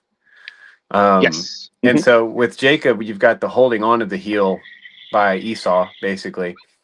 And then, his famous fight with Esau, and his kind of care and his relationship with his mother, etc. And so, yeah, it is this kind of, it goes up the leg in a way to the there's something about that maybe that would be fruitful to but I don't know, unless if you have more thoughts on that, yeah, keep going. But I can't let you leave or get back on the road without hearing the post-mortem or the post-resurrection of the ingression protocol. We'll remember this for a minute, because again, like, it's that one thing, like, oh yeah, no, Jacob grabbing the heel, and just how much deception is a part of, it's like Jacob's number one weapon throughout like the first half of his life, like lying to save himself, lying to steal things. Like, he's very much, he's operating in a very serpent-like fashion for most of his life. And you would think, based off of how the serpent is coded, that would be cause for him to get cut off from the promise. cut off Yeah. from the good stuff, to be cast away, and yet, in fact, Well, the exact opposite happens. that's one thing that JBJ basically says forthrightly in other lectures, is that he basically thinks that it's good to lie sometimes, and because he makes the differentiation between lying and bearing false witness, and he's like, Rahab lied. If you're hiding Jews in the basement, it's a good time to lie, like the Dutchman did, kind of a thing, like the Dutch Calvinists did. And so, yeah, it's you can also see it as a kind of an exegesis of being wise as a serpent and innocent as a dove. Like, there's something about that. That was another point that I've noticed just listening to a lot of his stuff, is how important like the concept of maturation is for him. And it's somewhat Hegelian in the sense, but instead of God changing, it's like, no, it's this kind of, it's the spirit of Adam, you could say, that is still processing or still maturing. He's still having, and the fall is this kind of, symbolically, the closest thing we have in this day and age to the fall is like the first time the young boy sees porn. That's our like 21st century fall, is like that moment. And so there is all these ramifications, I think, for him in terms of maturation, so that like we should get to the point where we can wield the truth better than the demons can, right? Like, this idea that the demons know the truth and they just lie, that doesn't mean that, it seems like he would almost, and this is crazy to me, like I don't know if I don't endorse any of this necessarily. I'm just trying to kind of recapitulate what I hear him saying, which is that that like deception, we should as Christians figure out how to deceive well. Like that's kind of like what the vibes he's giving me sometimes. So that's very interesting. You'll have to send me some links to kind of like listen through more on his reasoning. Like, I'm definitely like had my kind of like thoughts on that. He kind of broken and rewired quite a bit in the last couple of years, just thinking about the difference between, for kids, you give the rule, don't lie. And that's a good rule. Because, especially when they're under the care of their parents, and like they're usually, when you're hiding stuff, it's usually to your own destruction. But once you get into the question of like, that's all for the most part perfectly well within the confines of the family, where you have trusted authority structures who I would presume have also proven themselves to you. But it's different when you're going out into the wider world and you have other authorities that don't necessarily care for you, aren't actually looking out for what's best for you. And so questions like, who has the right to demand the truth from you, is sort of like a big question like to chew on a lot. Like, you're not obligated to tell everybody everything all the time. Shoot, I spent 20 minutes on the phone with a phone scammer last weekend before I realized what it was. I didn't give him anything big up to that point, but it was just they had adopted the guise of an authority figure and were trying to get something out of me. Well, I should have expected that you would take it towards the topic of authority, which that was also a part of his talk. Well, first off, I don't think that there's any particular video I would send to you. Like, I just enjoyed the rhythm of his speech patterns, and he's got a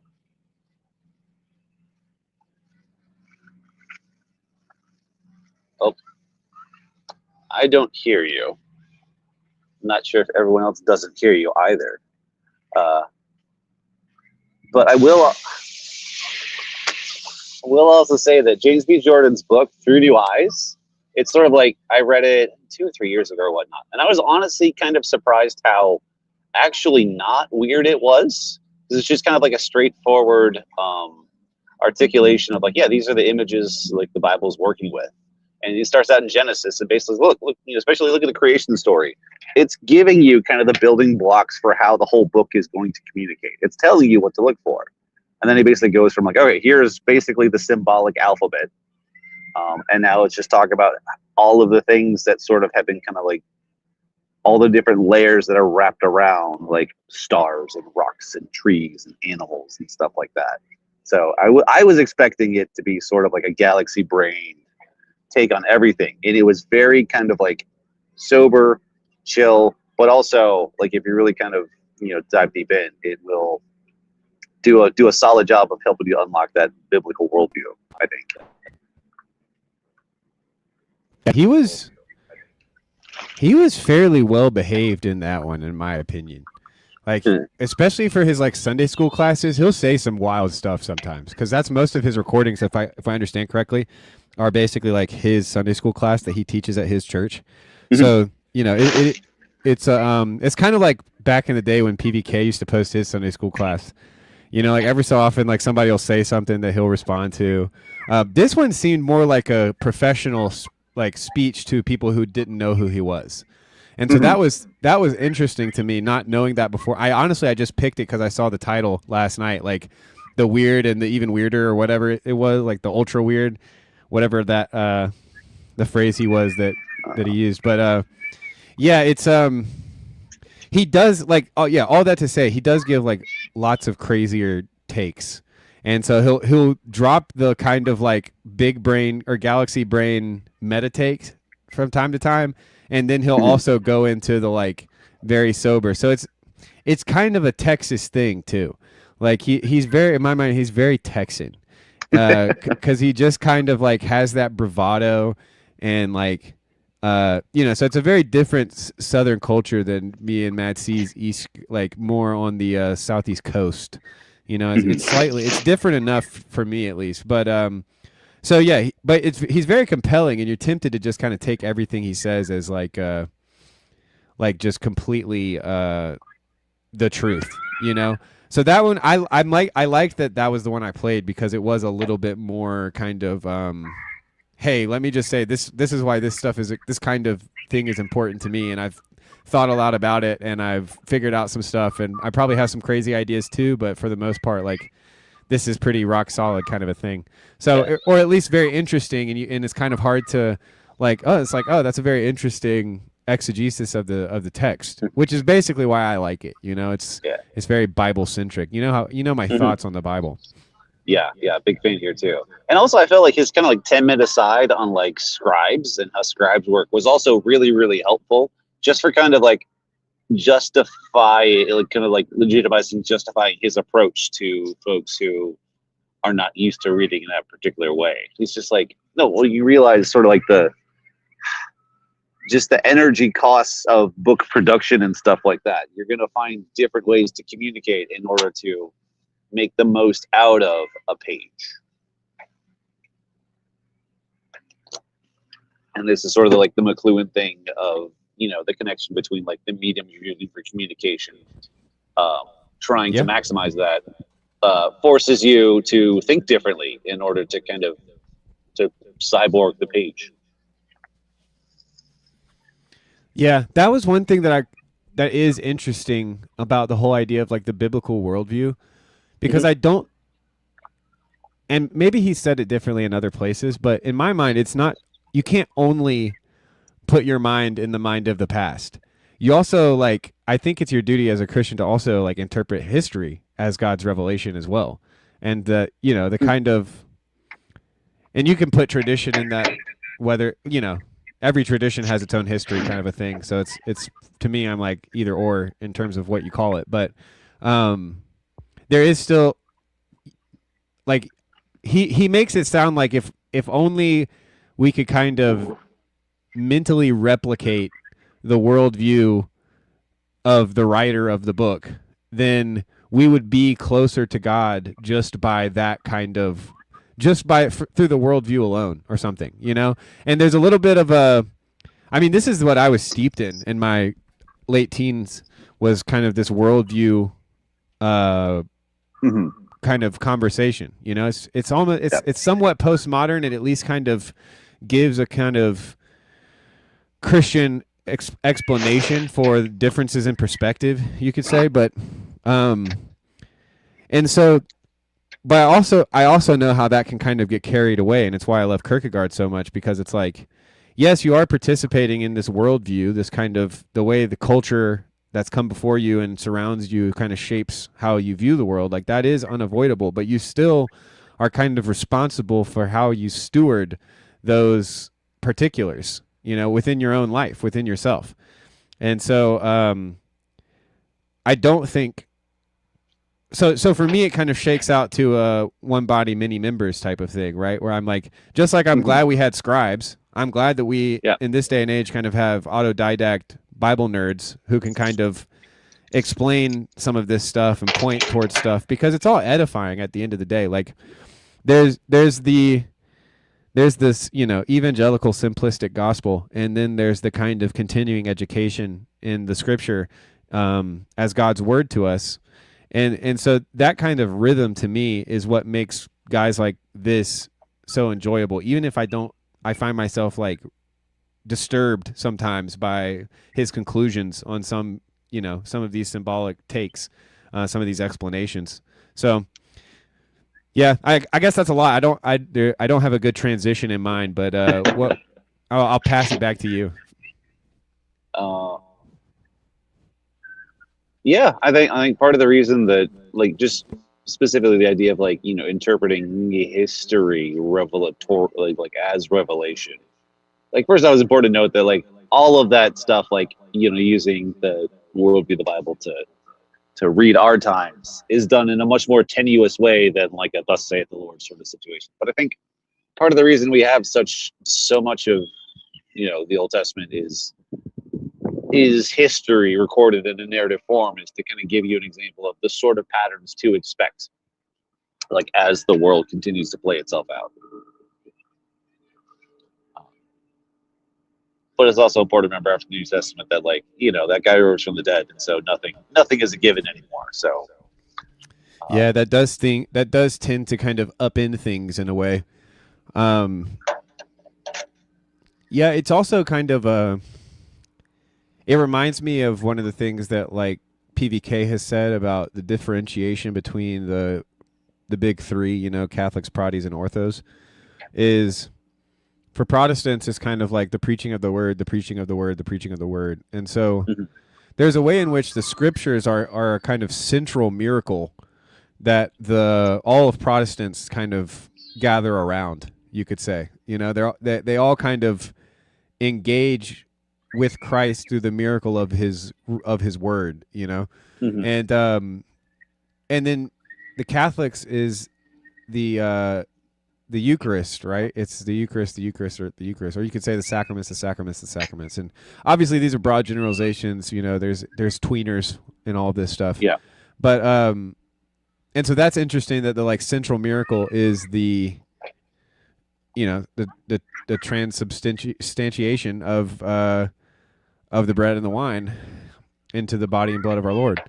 And so, like, that's the central miracle. And then with Orthos, it seems like the central miracle is either the divine liturgy or the kind of apostolic preservation of the same church doing the same things, kind of like that is the central miracle, the preservation by the Spirit of the one true church kind of idea.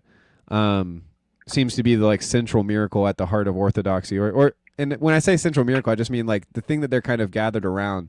Of course, each of these gather around in these other ways, in their own ways. But it's interesting because it does seem to me like that is a good way. I mean, that's kind of my take on PBK's take, but, like, something like this guy, JBJ, just oozes Protestant sola scriptura in some way. Yeah. But I do think that he does a good job of kind of, at least in that talking about it in a way that kind of just explained it, like, this is why I, am going ham on this, because it's so interesting to me. And so it wasn't, I liked it because it wasn't, sometimes he can get kind of polemic about everything. He's a sassy Texas man. So, like, he can definitely I haven't gotten any of that yet. This is exciting. Yeah. I'm also very sensitive. I'm very highly sensitive to honor slights.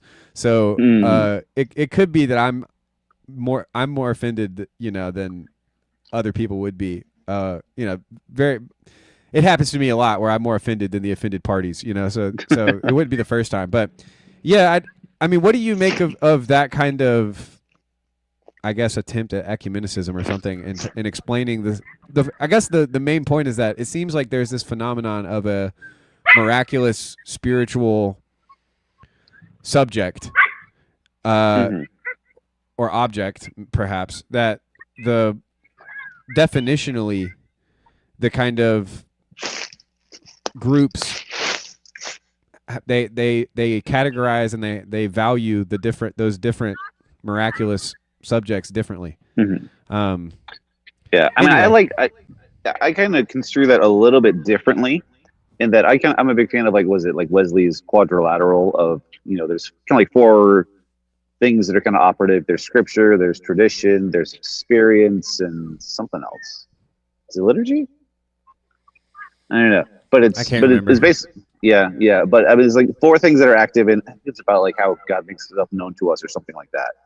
And I basically just, use that as sort of like a shorthand for asking the question, like, we all of those are operative all the time, because those are all just fundamental to human knowing.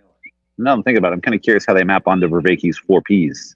But it's just a matter of different traditions. Just have the dials turned up to different volumes for all of them. So it's a matter of like different emphases.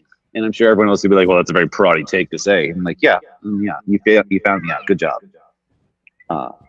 But what's interesting with like JBJ, Jordan, is that he's, by really kind of going all in on the proddy thing that of, sola scriptura, really honing in on the word. Like, I don't know, the polemics have been like, that sort of thing is going to cut you off from the grand tradition and all of the woo. It's a total disenchanting move because it's based in human rationality.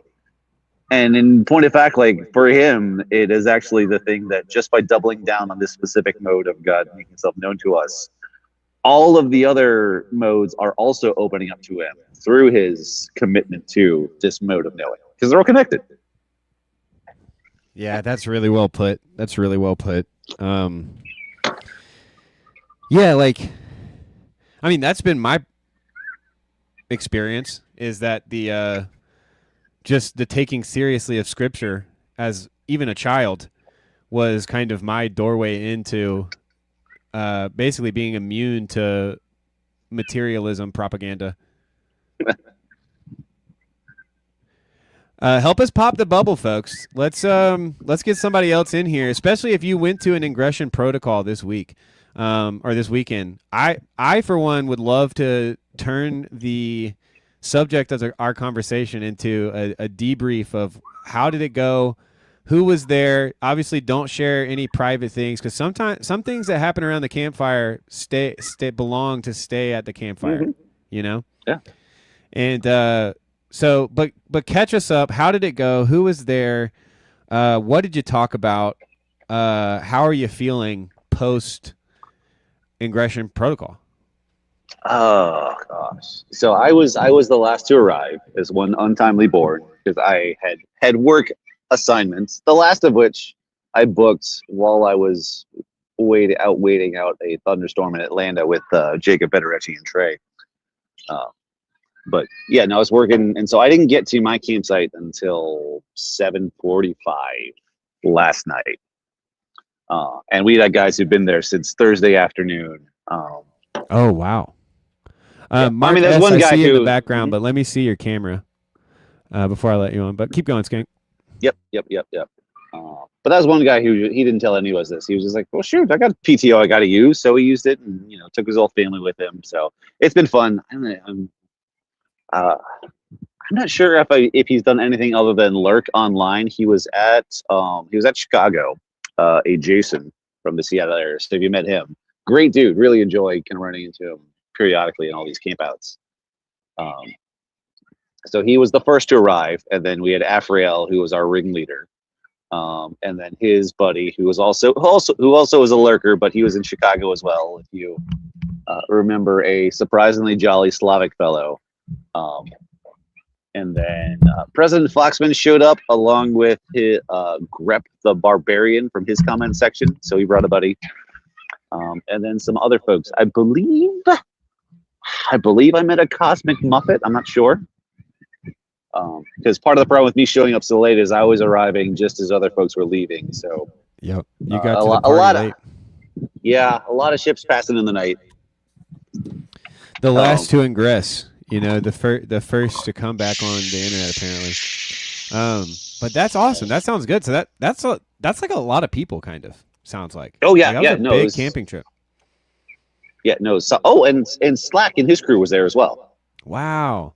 In my experience, there is always one dude who likes to get there like a week before everyone, and like that they just normally they take it on themselves to be the first one, to get to the campsite, to make it look good, to get the fire pit going. Some dudes just love being the first guy on the on site, and thanks to them, because I'm usually like the last one there. I'm kind of like you in a lot of ways. Like I don't mind showing up to an outdoor when we sleep. If we're gonna be sleeping outside, I don't mind getting there as late as I want. It's kind of like I'm planning on staying up all night if I can. Anyway, welcome Mark S. Thanks for helping us pop that V&A bubble. I want to remind us just to put all of the cards on the table of potential conversation topics. Mark S., if you were a part of, were you a part of an ingression protocol meetup? Yeah, I was fortunate enough to be part of one. Oh, sick! All right, well, tell us about it. Tell us all you can. Who was there? What happened? What were the topics of conversation? Catch us up. Make us jealous. Well, I'm already jealous of the last one I just heard about from Skank. I mean, that sounds pretty epic. But Come out in August. We got another one. But in a way, it seems like there was a pretty big crowd, and we had a pretty small crowd, which is its own advantage. It was over at Chad's, and so my wife Melissa came, which was her introduction to any TLC thing, other than when I made her listen to a Jordan Hall conversation one time. But and then when I try to tell her about TLC and her eyes glaze over. But yeah, she came, and it was Chad and Ann, his wife, and then Ezra and Allison came up from Chicago, and also another friend, Laura, from Wisconsin, was there. And it was a nice little gathering. We had good food and hung out around the campfire, which is always special. And we had some musical instruments, which, I mean, I thought sounded phenomenal. Chad can rip. Chad can absolutely rip. If you don't think Chad is amazing at guitar, you're wrong. There's something I was going to say. Seemed like a lot of the music was mostly kind of Ezra playing songs and then me and Chad backing up. But we all had our leads, and it was fun. I had a mandolin, which sick. I don't really know how to play, but I can play enough to where it's like there's a limit. I can accompany, I can do percussion, I can do little leads, or not leads, but fills, Yeah, play fast. And that's what I remember thinking about the mandolin when I've played it, is like, if you want to just blend into the band, just play as fast as you can, basically. Any favorite tracks that y'all sang? We sang "Knocking on Heaven's Door" by Bob Dylan. Also, this is welcome, Neil. Welcome, Neil. We'll get your update soon. This is Brett, who joined us. His avatar isn't what it should be. Can we just preemptively boot Neil while we talk about singing, because it's going to be a nightmare? Yeah. Okay. A couple of us did some originals, which was fun. I remembered what I was going to say earlier, which is a pro tip to all of the corner husbands or corner boyfriends, because also love is in the air, folks. Had a couple tremendous white pills recently of just people in the corner are falling in love. They fall in love, and it's a wonderful thing. It's it's definitely a rejoice with those who rejoice, just like we're rejoicing right now. But here's my pro tip for the wives of the corner. This is what I said to my wife, was that basically like, hey, you know how I'm like incredibly weird and hard to understand? Well, it turns out I'm not as rare and alone in this world as I thought I was. There are people far weirder and far harder to understand who are gathering on the internet, and they like me. They accept me. And that's what I would tell any wife before her first ingression protocol, basically, which is, hey, I found this wonderful group of misfits on the internet. They're smart. They're interesting. One of Neil's sales pitch, elevator pitches was, these are the type of people that don't like small talk. We like to get into the nitty gritty. So welcome to the chill stream, everyone. Brett, Mark, is there anything else you need to tell us about the anything big before we move on to Brett, who I think may have been in part of an ingression protocol? If not, I still want to hear his voice, make sure he's okay. And then if we'll hear what Brett has to say, and then Neil. But first, Mark, is there anything else you wanted to say? Just a couple more points. All right, lay them out, brother. Thank you. Which is that, I see Ron in the chat. Ron actually was thinking about coming. It's too bad he didn't. It would have been good to see him. And I was telling him the other day that I feel like the smaller meetups are the best. They're better than streams, and they're better than the conferences.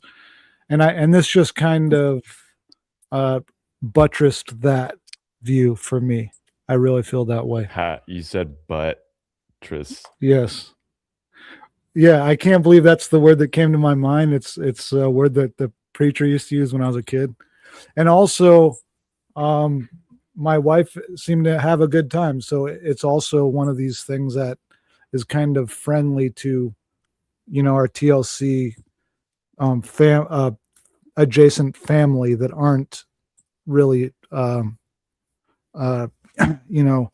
involved. It's kind of friendly. So that's all I have to say. Thank you. Thank you for sharing. Very true. I have also really loved the smaller meetups, the micro meetups, as Lance says. Very good point. All right, Brett, did you make it to an ingression protocol meetup? No, that's why I want to hear from Neil first. All right, Neil. I mean, your whole ingression was basically captured on live YouTube last night. It's not the whole ingression. It's only 2 hours. Really? That's all it was? It seemed like the whole day. Like the start of the video, it's nice and sunny out. And by the end of it, it's dark, and all you can see is the light of the fire. No, I took a picture as we were setting up, just to make sure that everything would work. Technologically speaking, it was obviously the sun was still up, so I took a picture of me and Henry. And that was our thumbnail. But we started after sundown. Like if you actually start the video, it's dark.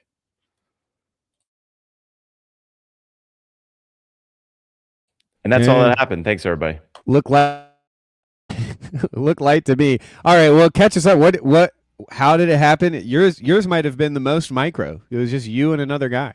I guess if anybody sat around a bonfire by themselves, that'd be very sad, but also definitely participating. Maybe talk to yourself. We could take multitudes, etc. Anyway, Neil, catch us up. How was the New Orleans ingression? No, it's great. I had never met Henry in person, and a bunch of you had met him already in Florida, and so maybe about 2 months ago, something like that, Henry was talking to me and talking about how he's ending his job, his career as a English high school teacher for 4 years. And also he's looking for a new church and, all these different things. And I think there were a few of us that said to him, hey, this is your chance to go travel and do things and explore. And I said to him, why don't you come visit me in New Orleans? And my wife already had a weekend, this weekend in June, that she was going to be out of town. And I was like, that's perfect. You can hang out with me and my daughter. We could do stuff. And actually, he was originally going to stay like Monday, Tuesday, because tomorrow we've got our estuary meets first and third Monday of the month, and then Tuesday's Bible study. And I was like, you'd really like the Bible study, and you really like estuary. So, but turns out that, in that span of 2 months planning this, so a gal he's talking to becomes much more serious, and he gets a job right away. So we shortened the trip down to just a weekend, and I didn't want to. Yeah, I think it was a good test run of having people here in New Orleans, and I, as much as I enjoy occasionally jumping in head first with when matters of faith, I do like learning from my failures and experiencing what it's like to host even one person, and also do there was a number of firsts for me on the trip, actually. So number one, it was the first time that I worked with someone in person on worldly news. Chad and I had recorded stuff when I was there in Wisconsin before, but not specifically for worldly news. So yeah, so Henry and I were doing stuff for worldly news, which was a ton of fun, and my daughter was like helping us with like videography and feedback and stuff. Wow, you heard it here first, folks. Be on the lookout for your next worldly news tonight.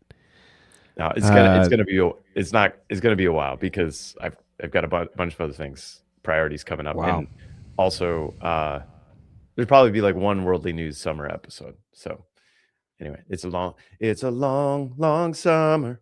That's actually not the appropriate lyrics of the song. It's a summer too long. Okay, I'm gonna stop. What were the other firsts? Other firsts. First time attempting a live stream at night. I hadn't done that before, and especially with the campfire. My laptop overheated on the conversation that we had, and Matt Skankenstein was on that on Friday. So I was like, okay, even though it's dark, the laptop will probably overheat because it's not a great laptop. So here was my Louisiana solution. My Louisiana solution was, when we went to the grocery store to buy s'more stuff, like, please, sir, I want some s'mores, to buy Hershey and marshmallow and whatnot. I also bought a bag of ice, and I literally sat my laptop down on a covered bag of ice. That was my Louisiana solution to the overheating laptop, and that worked. The laptop did not overheat for 2 hours. And then I did a 2 microphone setup, which I've never done before, on me and Henry, and the audio was crisp. It was good. So that was cool. And then Henry was leaving Louisiana in the broad daylight. Yeah, well, I had to drop him off at the airport a couple hours ago. I think he's in the air right now. Cohagen, give the people air. He's flying breeze over the Gulf of America. America. Yeah, what else? It was first time I had a Protestant friend attend my Catholic church, and he loved it. It was great. And yeah, I love my church. And what else? Quit bragging, Neil. Yeah, I'm envious of you guys. Like, that sounds like an awesome group, especially with music. And the Pacific Northwest, the main thing they got are mountains, which is pretty cool. So tall people also, but I mean, nobody's it's not. perfect. We have mountains, we have rainforests, we have the beach, we have pine trees, we have the ocean. I don't know what to tell you. There's not a whole lot we're missing. America. Welcome. I have the mighty Columbia River at my feet, sir. Welcome Afriel Pilotson to the stream. Oh. I mean, he's not backstage. He should join, but we are giving our post ingression protocol after action report. You can call it a PIP AF or IPAF, whatever you prefer, I suppose. But as Afwell knows, I'm not even post yet. I'm still in the East. Yeah. Skank's still ingressed. He's so ingressed, he won't even button the top buttons of his shirt. You can't make him. Is this not a chill stream, sir? Oh yeah, I think you might be a little too chill, dude. There's the sunglass rule, and there's the unbuttoned shirt rule. Yeah. Look at this. I can even Well, we haven't done it in a while, but the rules are the rules. If you come on with shades, the floor is yours. You do get the floor. So, but I do want to hear from everybody, and unless Brett, I want to hear your if you have any thoughts. But Brett, do you have any thoughts? Because I've got something I can ask the group. If not, I want to just get the 3. What's the 3 things you had on your board? Oh yeah. Number 1, nerds down. that had to do with the Gavin Ortland ortho. It had to do with the online ortho bro wars of 2026. TM McMosav about 2 weeks ago or whatever when I proclaimed it. The ortho bros are over, but that does kind of mean that the nerds are waning in importance once again, which is ultimately a good thing. But the jocks are up. All of the energy, all of the attention of the masses is focused towards the jocks right now. The jocks are having their day in the sun. We're getting great birds, birds. We're getting great bread and circuses. That was the kind of the second point. Also, the US of A is awesome. We have our faults. We might be led by a coalition of demon worshiping pedophiles, but there's a lot to be grateful for. Yeah, but that's everybody. Like, we're not special in that regard. Yeah. When you look at the scope of history, our evil elites are not that much evil, nor are they that much elite from times in the past, But I take it back, actually. American exceptionalism, it took a really big demon to bring us. Oh, you think even our demon is exceptional? That's an interesting take. Absolutely. Okay. And then the point 3 was this, what we're doing right now, this ingression protocol after action report. And if we keep going the way we are, I might share I might share a little bit of a navel gazing at the end, for those folks who they have to have some bit of TLC navel gazing on a live stream. I'll provide time for that at the end if we all behave. But okay, so here's my question to the ingressors. The question is, what were the interesting conversations? So often when I gather with the homies, I walk away with a couple of memories of some very interesting conversations, some very interesting points or some very interesting takeaways about some of my friends. Now, the takeaways about our friends probably left off the internet if I had to guess. Let the spirit lead in that regard. But the topics of conversation is very interesting to me because I know so many of you characters, and so the topics of conversations of the topics of conversations of the conversations that I will never be able to be a part of is very interesting to me. So I can't resist. Any of the ingressors, feel free to take the mic here. Yeah, I got 2 for you here. One of them was a new guy, so kind of new to the rotation. He kind of came out swinging, just in a he basically asked a question I've been dating my girlfriend for 4 years, and I kind of don't I understand marriage is the thing, but he's basically kind of offered that up to the question, why should I bother as a secular person? What's the point? What's the addition? And that just prompted just a tremendous kind of back and forth between the 7 people around the campfire. That was both very it was a great kind of sharing of different traditions, perspectives, religions that was really respectful and pointed at times. It was just a delight to be a part of. Sick. Yep. I mean, that's a great. If my whiteboard wasn't full already, I'd add that for maybe a future topic of conversation, defend marriage, bro. I like it. What was you said there was? You had a couple of them. What? So that was the first one, which sounds very interesting, but obviously some of the details you definitely want to leave to the fire.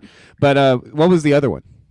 Yeah, part of the other one is the same deal, just broad topics, but I don't know, there was just a lot of really kind of tremendously powerful bonding as we're kind of ruminating over forgiveness, daddy issues, father wounds, late at night around midnight or so. That topic got kicked over and things got pretty raw pretty quickly.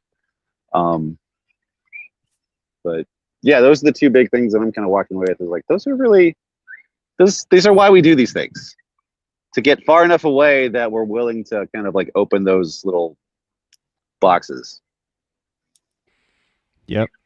I mean, that's the best campfire moments of my life have been, if not directly before or directly after those kind of heavy life questions. What's the big deal about making a lifelong commitment to another whom I'll never fully understand and whom I'll have to trust with everything, and what does it mean to kind of have to wrestle with one's father? I mean, that's definitely been a theme of this stream so far. Neil, any topics that kind of stand out as salient from the past 48 hours or so? Yeah, we spent a good 6 hours talking about Afriel Pilotson's hat. Uh-oh. And we wanted to know whether The or size not they're in? No, well, because he's a completely different person when he puts on the hat. And so the question is like, does the What's in the spirit hat? get inhabited as soon as he puts on that hat? And Oh, the no. glasses also. And no, I'm just kidding. Sorry. Oh, no. Somebody baptize that hat. Good Lord, we can't have it doing anything to our bro like that.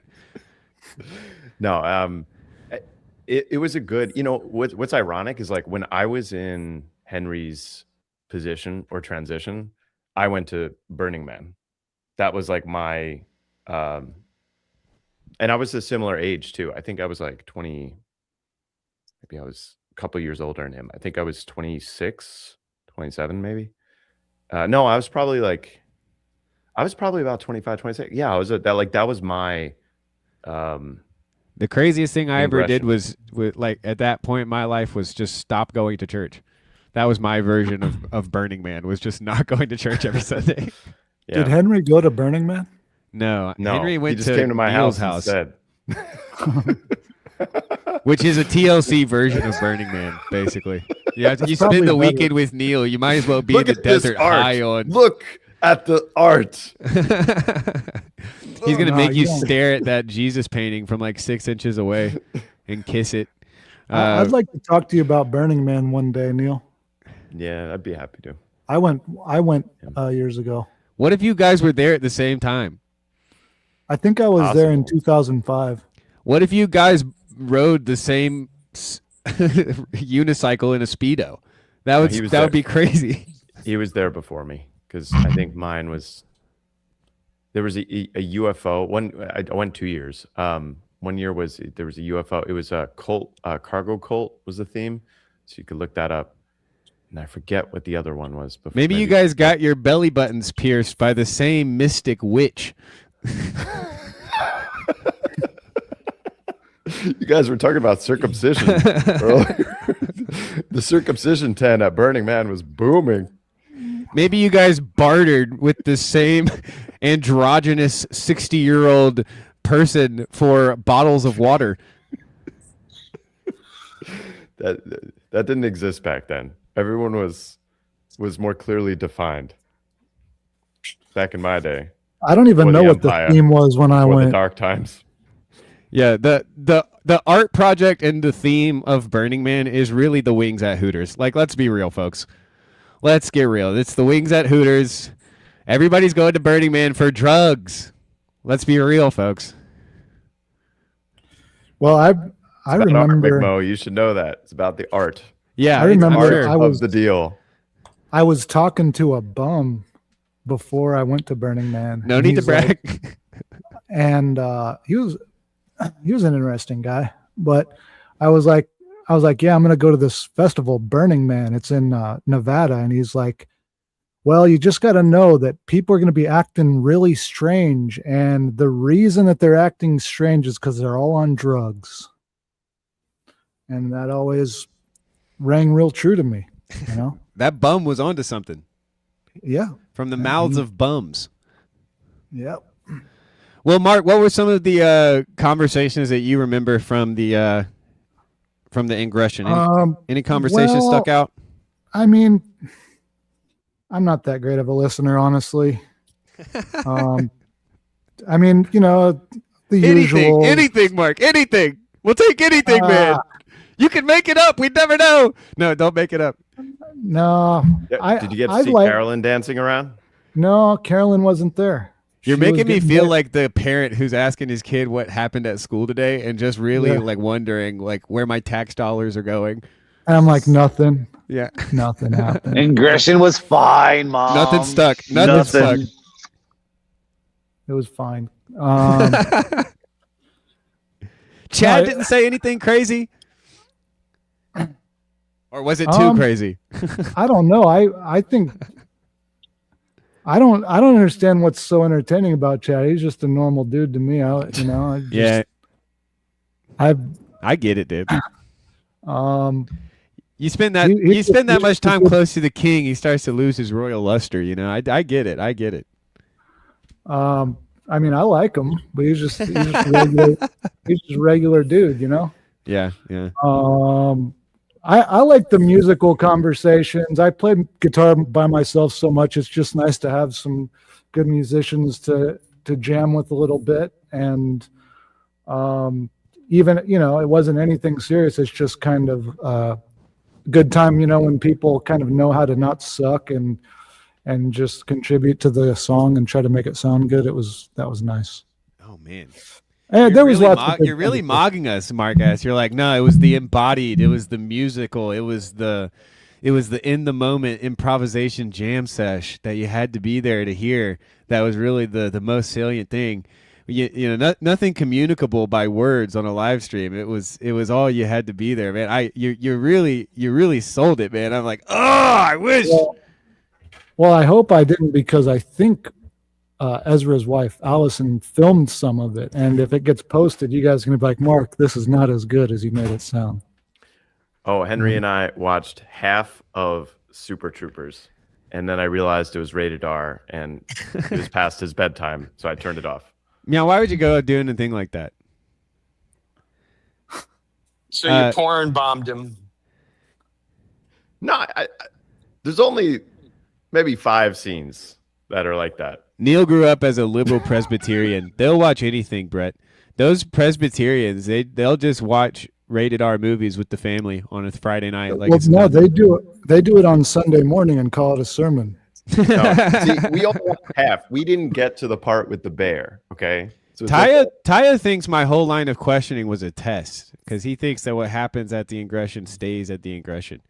I wasn't purposely trying to do that, but it's a weird thing to do, to kind of cast aspersions on the host of a show, as if he's trying to constantly test his online co-hosts that are really carrying the load for him on a day where his laptop can't do everything he wants to do.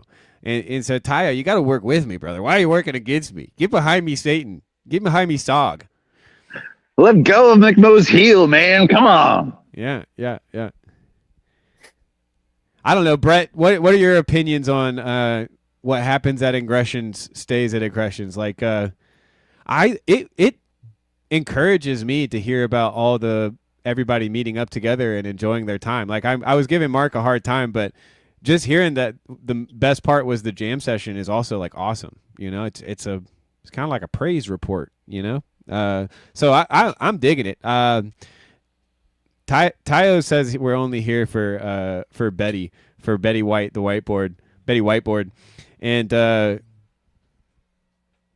don't want to go back to the whiteboard. I'm whiteboarded out for today. But anyway, somebody else think of something to say. I feel like I get what he's saying. That's cool. But I also think that you don't even have to name names and come away with a nugget, like a golden nugget that came out of it, like a line that just was like, that's a great line, you know, like that could benefit other people. I don't see what's wrong with that.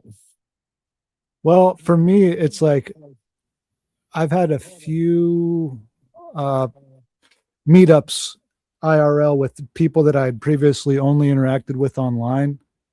And then it just always is kind of strange when, you know, you meet somebody or you start talking to people in real life, and it's like, oh, wait, we actually do get along and like have camaraderie. It's not just a fake online thing, you know? And to me, that's the thing. It's kind of cool. You know, I don't remember one thing that was said, but like I said, I've had lots of head injuries. I don't have very good memory, but it's just like, yeah. God couldn't have made you smart and handsome. That would have just been too much. Your life would have been too easy. It's difficult. It's difficult to be this high level. Yeah. Lots. Yeah. You know? But, thorns in the flesh, intensified circumcisions. You know, there's a cost to the CTE, folks, and sometimes the you know, like when people go blind, their ears get better. I think the hotter you get, the more likely it is that you have some sort of brain injury of some sort going on. That's just a little, just a hot take. It's probably not true. Anyway,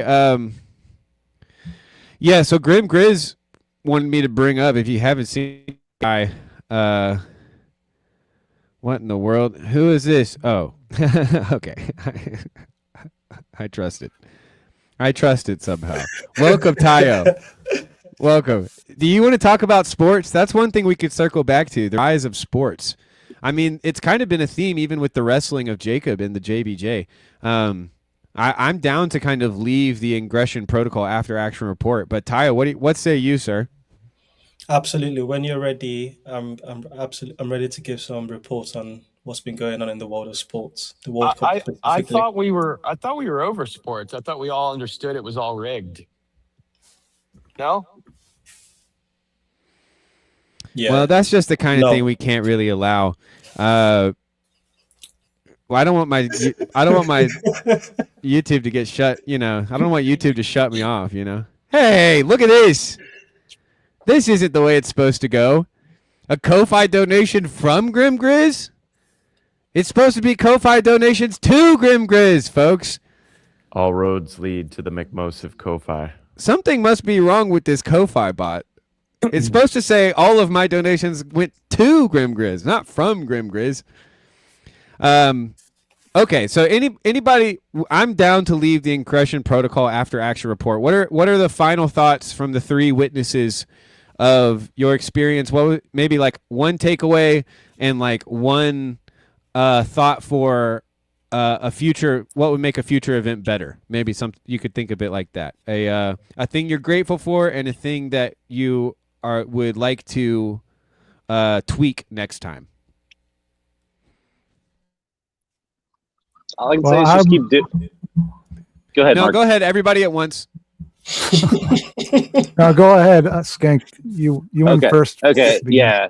I got to drop soon too, and get back on the road. But all I can say is just keep doing it, because like a single ingression protocol, like it's like time around the campfire is magical, but when like we do this at this point, it's about every 2 to 3 months or so, and just the cumulative effect of continuing to come back and meeting together is just like, it's just incredible. Like, actually like, having real friends and developing them over wandering out in the woods and spending time with each other in silence and contemplation.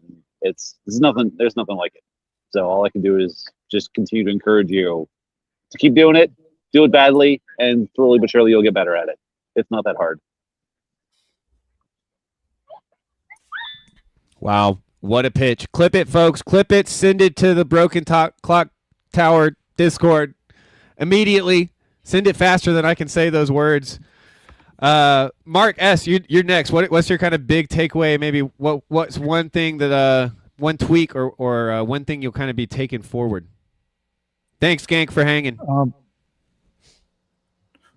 Well, I had some frozen pork belly in my freezer, and what a takeaway!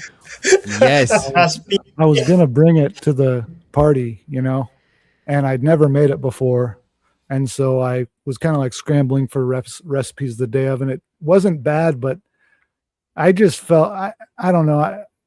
I just wish I would have put more time into that pork belly. Didn't turn out that great. Mark, you're the best. Truly, you're the greatest. Oh my gosh. We aren't worthy. We aren't worthy, sir. We aren't worthy. See, Tayo's never met me in person, so he thinks that still. But thanks. He hasn't met me either, Tayo. He lives 1,000 miles away, folks. Relax. Relax. He lives across the world. It's a lot easier. It's a lot easier for one person to jump the pond, though, isn't it?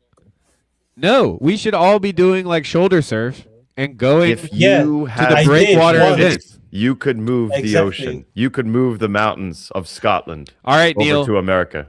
You need to give us your takeaways from ingression before this becomes really the concept and the subject, the topic of sports and its first real ingression into the TLC.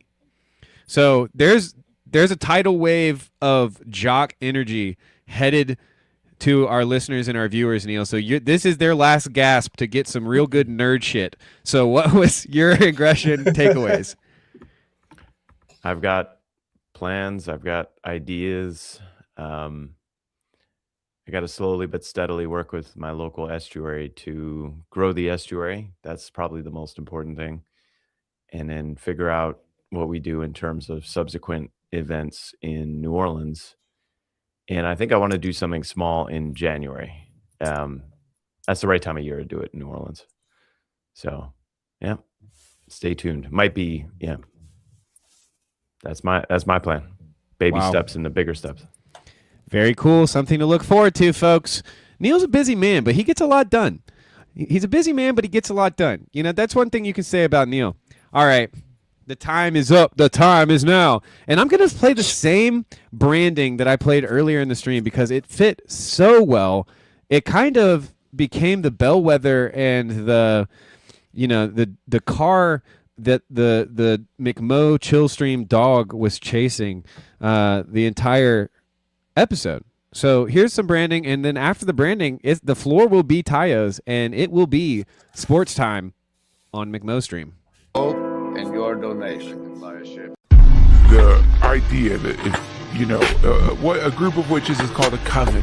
A group of Christians is called a church. The idea is sort of simultaneous prayer causes change. Now, there's different words. Some people call the prayer spells. Some people call the prayer a pep rally.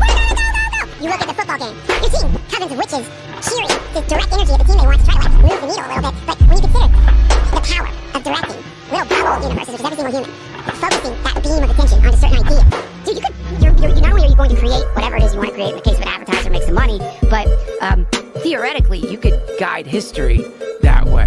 And the last thing you want them to figure out Man, the film was supposed to be smoking in space. Focusing on what you're telling them. But that's how easy it is to do a retcon in the film or a product placement in a film with some bullshit like smoking in space. Very good.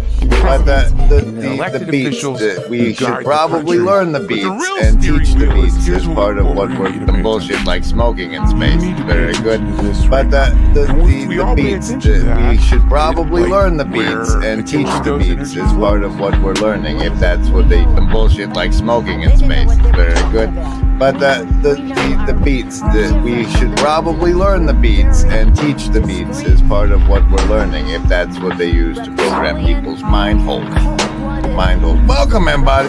The beats, we should probably learn the beats and teach the beats as part of what we're learning, if that's what they use to program people's mind holes. All right. It's sports time, folks. Sports time. It's jock time. Right. We talk sports. Tayo, the floor is yours.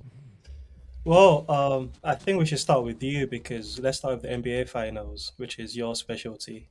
Your team made it to the playoffs, had a good start. The joy and sorrow of supporting a sports team is so fun.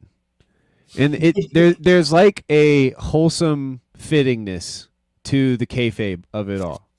That I really, over the last year or so, has become a real like gift to me. You know, it's kind of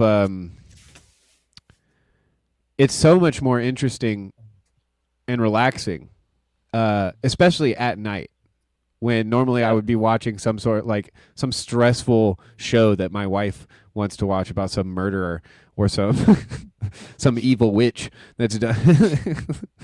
And I'm just talking about reality TV here.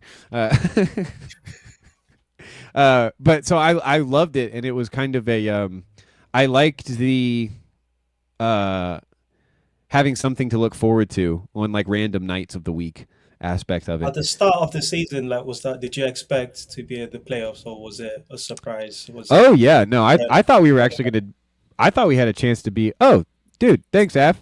I thought that we were actually going to go much further. But you got to remember that was before Porzingis, and we got rid of Porzingis and Trey. It was a completely different team at the start of the season, really. Yeah.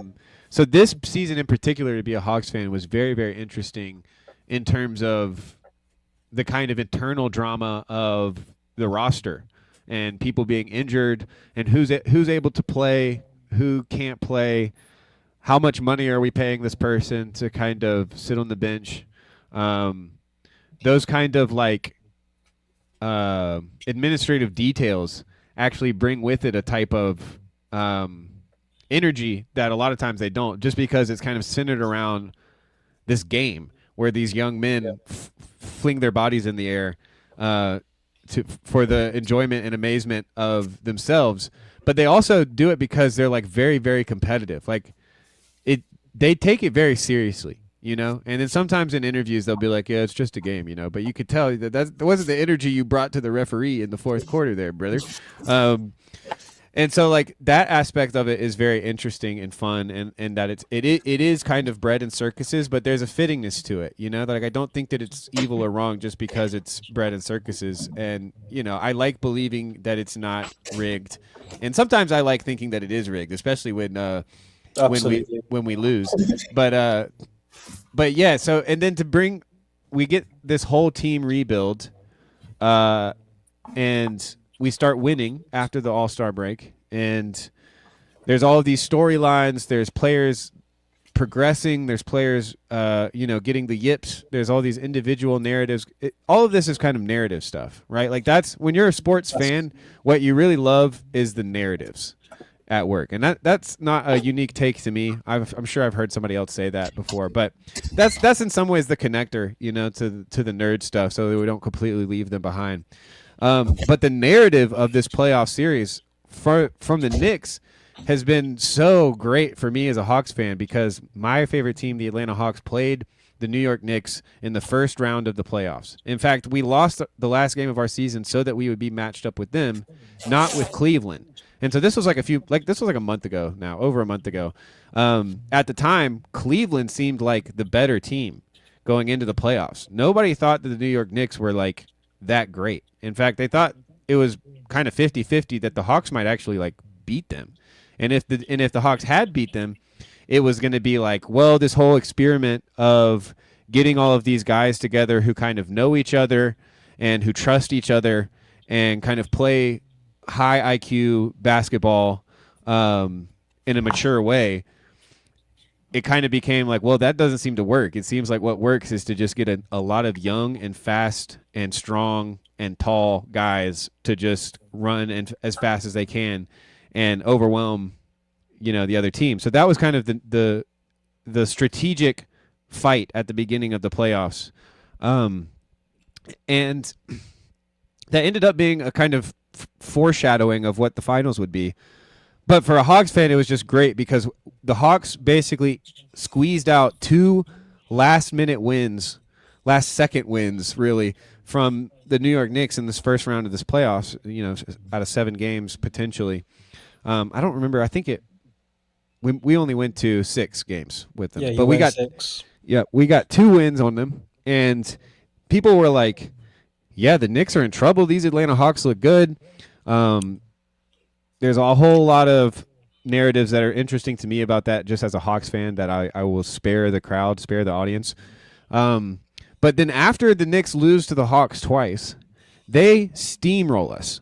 They embarrass us in the last few games of the series. I can't remember if it was the last one or the next to last, but it was basically like the biggest win in NBA playoff history or recent history. They absolutely crushed us. It was embarrassing. It was a real wake-up call for our young players. To the narrative thing, that was the case at the time, but now that they've done that to almost everyone else, leading to them getting the chip, you look back at it differently. Yep. Now it's like, the boys did well. Now it's like, oh, this was a team destined for greatness, and exactly, they needed us to get over the hump. And actually, we might be a lot better than we thought, having been. You know, it's like a humbling experience, and then the uplifting. It's very Christological in that sense, right? Like the Hawks were humbled, and then because of the success of the Knicks, the a playoff run that we've really never seen in terms of just like complete dominance. Like they didn't lose a game for like a month, and they just beat all the other teams in 4 games, swept them, and then they make it to the finals, and they're set to play this up and coming, and this is the narrative, right? It's a perfect foil. You've got this French alien, this 8 foot tall, very Nephilim coated, long, lanky. He looks like a pale gray or whatever they're called, and he literally, his nickname is the Alien, and he's got long ET fingers, and so he blocks everything, but he's got this French attitude, you know, and it's kind of it's a very Gen Z kind of return to earnestness type of thing. Like he's trying to bring back the kind of toughness of Kobe, and kind of there's lots of players in the history of the NBA who have kind of played with bravado. I mean, Jordan being the kind of primary one. So this kid, he's got aspirations to be the greatest basketball player of all time. And so in the offseason, he's going to train with monks at the tops of mountains. The Chinese, because they can't say Wimbinyama because of the way their language works, they call him the tallest Shaolin monk. Like, literally just, he's the tallest Shaolin monk that ever has been and ever will be. This is this guy, Wimbinyama. But they can't say Wimbinyama, so they say the Chinese translation of the tallest Shaolin monk. And so he comes back, he dominates all season, he gets Defensive Player of the Year. He was in the conversation for getting Most Valuable Player of the Year in the regular season. And then he brings his team kind of gritty and grimy through an onslaught of teams in the West that are on average thought to be better than the teams in the East Conference.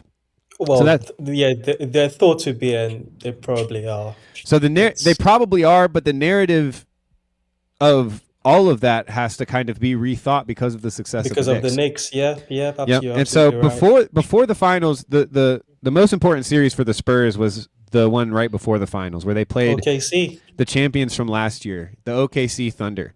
And the OKC Thunder have this reputation for basically playing unethical in an unethical way because they flop like soccer players do.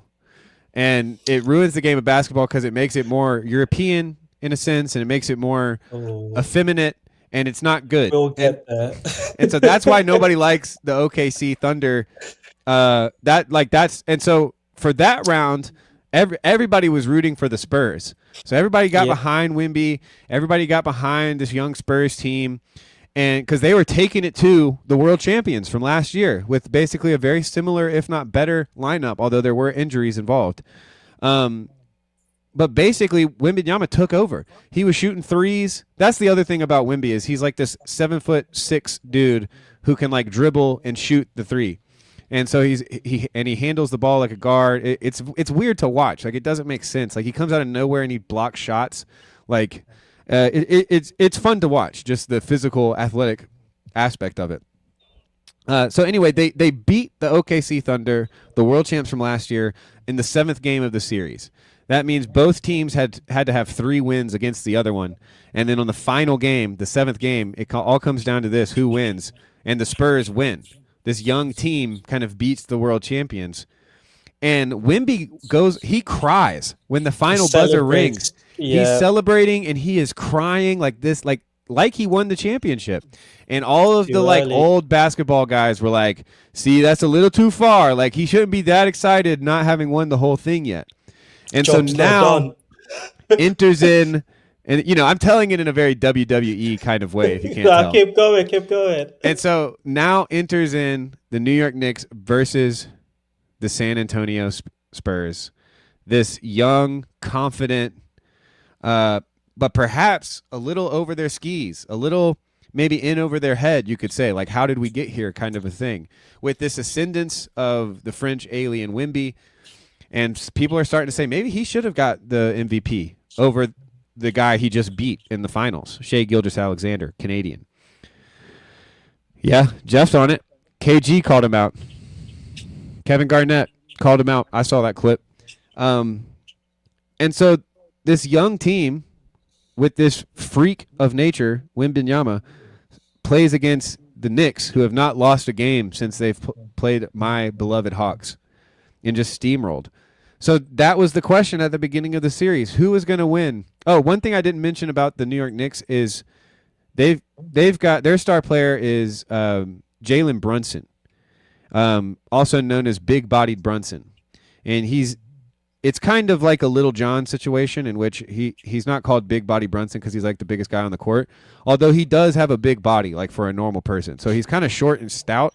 But the Chinese for Wembanyama, they call him the tallest Shaolin monk. For Jalen Brunson, his Chinese name, because they also can't say Jalen Brunson because of the way their language works, they call him like Captain Big Head or something. It's like it's something big head. Funny, I didn't know that. Yeah, and it's apparently in their culture, in Chinese culture, it's like a good thing to have a big head. It's like broad shoulders or something, or it just means you're smart. Like it's not a slight to be called Captain Big Head. It's like it's a high praise. That makes it even funnier. Yeah. No, it's a good thing. Well, they have the reason I tend to believe them because in the same video I saw with all these Chinese names for NBA players, the one for Luca was really rough. It was really mean, and the Chinese people were like, "No, that one's supposed to be mean." So that became the fight. It was basically. Oh, I needed to mention that. So with Jalen Brunson, he's got 2 players on his team now that he played with in college. And so Jalen Brunson is like 6'1", 6'2", so he's like not even that much taller than. I mean, I think like Jeff is taller than Nate Brunson for sure. Jeff P. Yes. Shoulder serve. And so Jalen Brunson has his own very interesting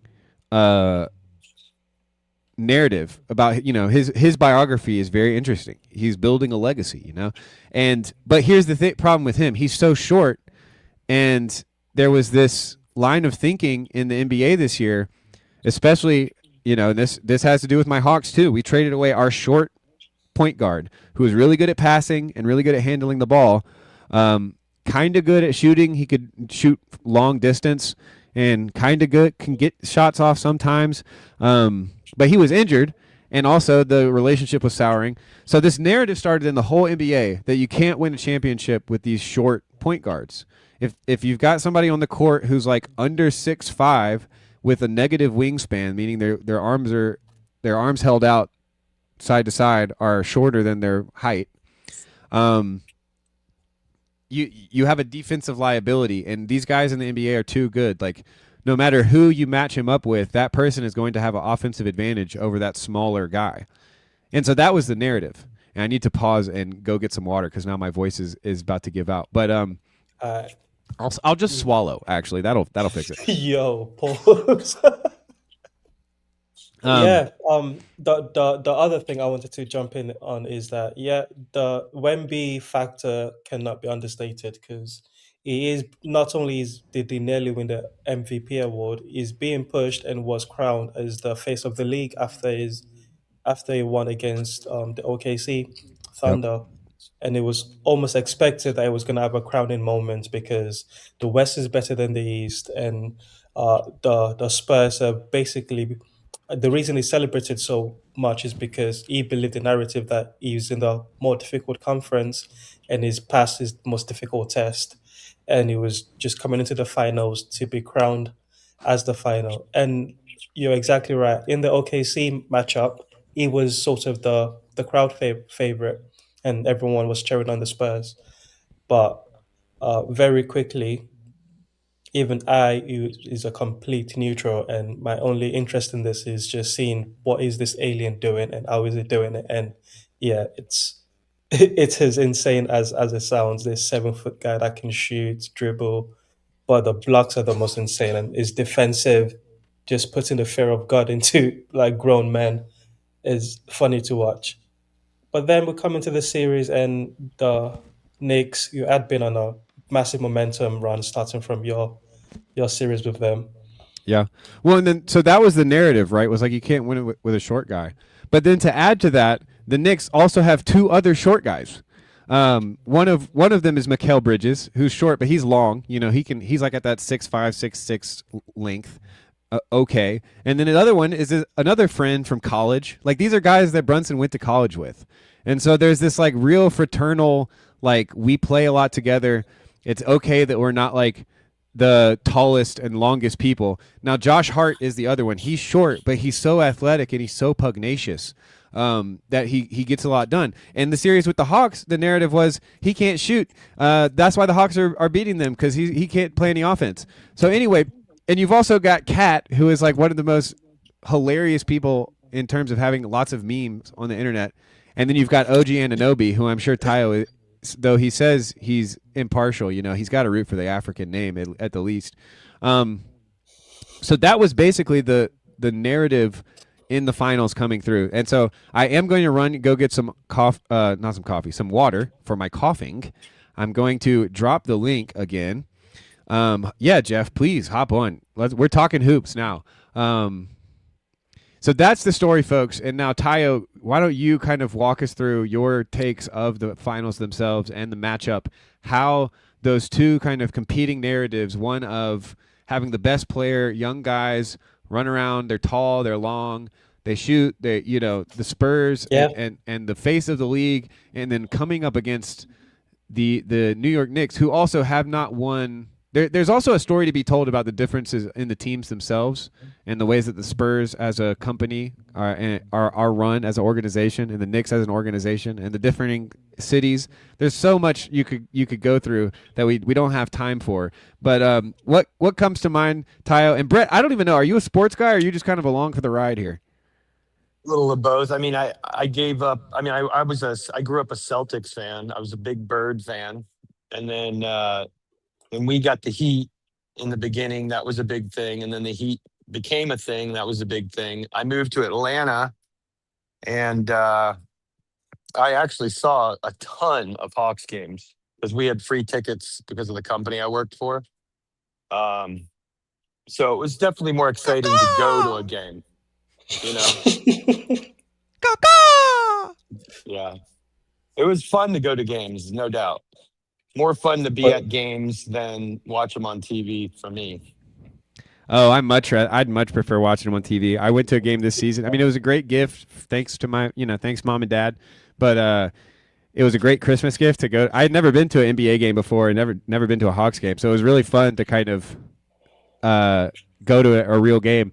But I definitely preferred because I have NBA League Pass, and because I'm technically out of the Atlanta region, I get to watch like all of the games on NBA League Pass.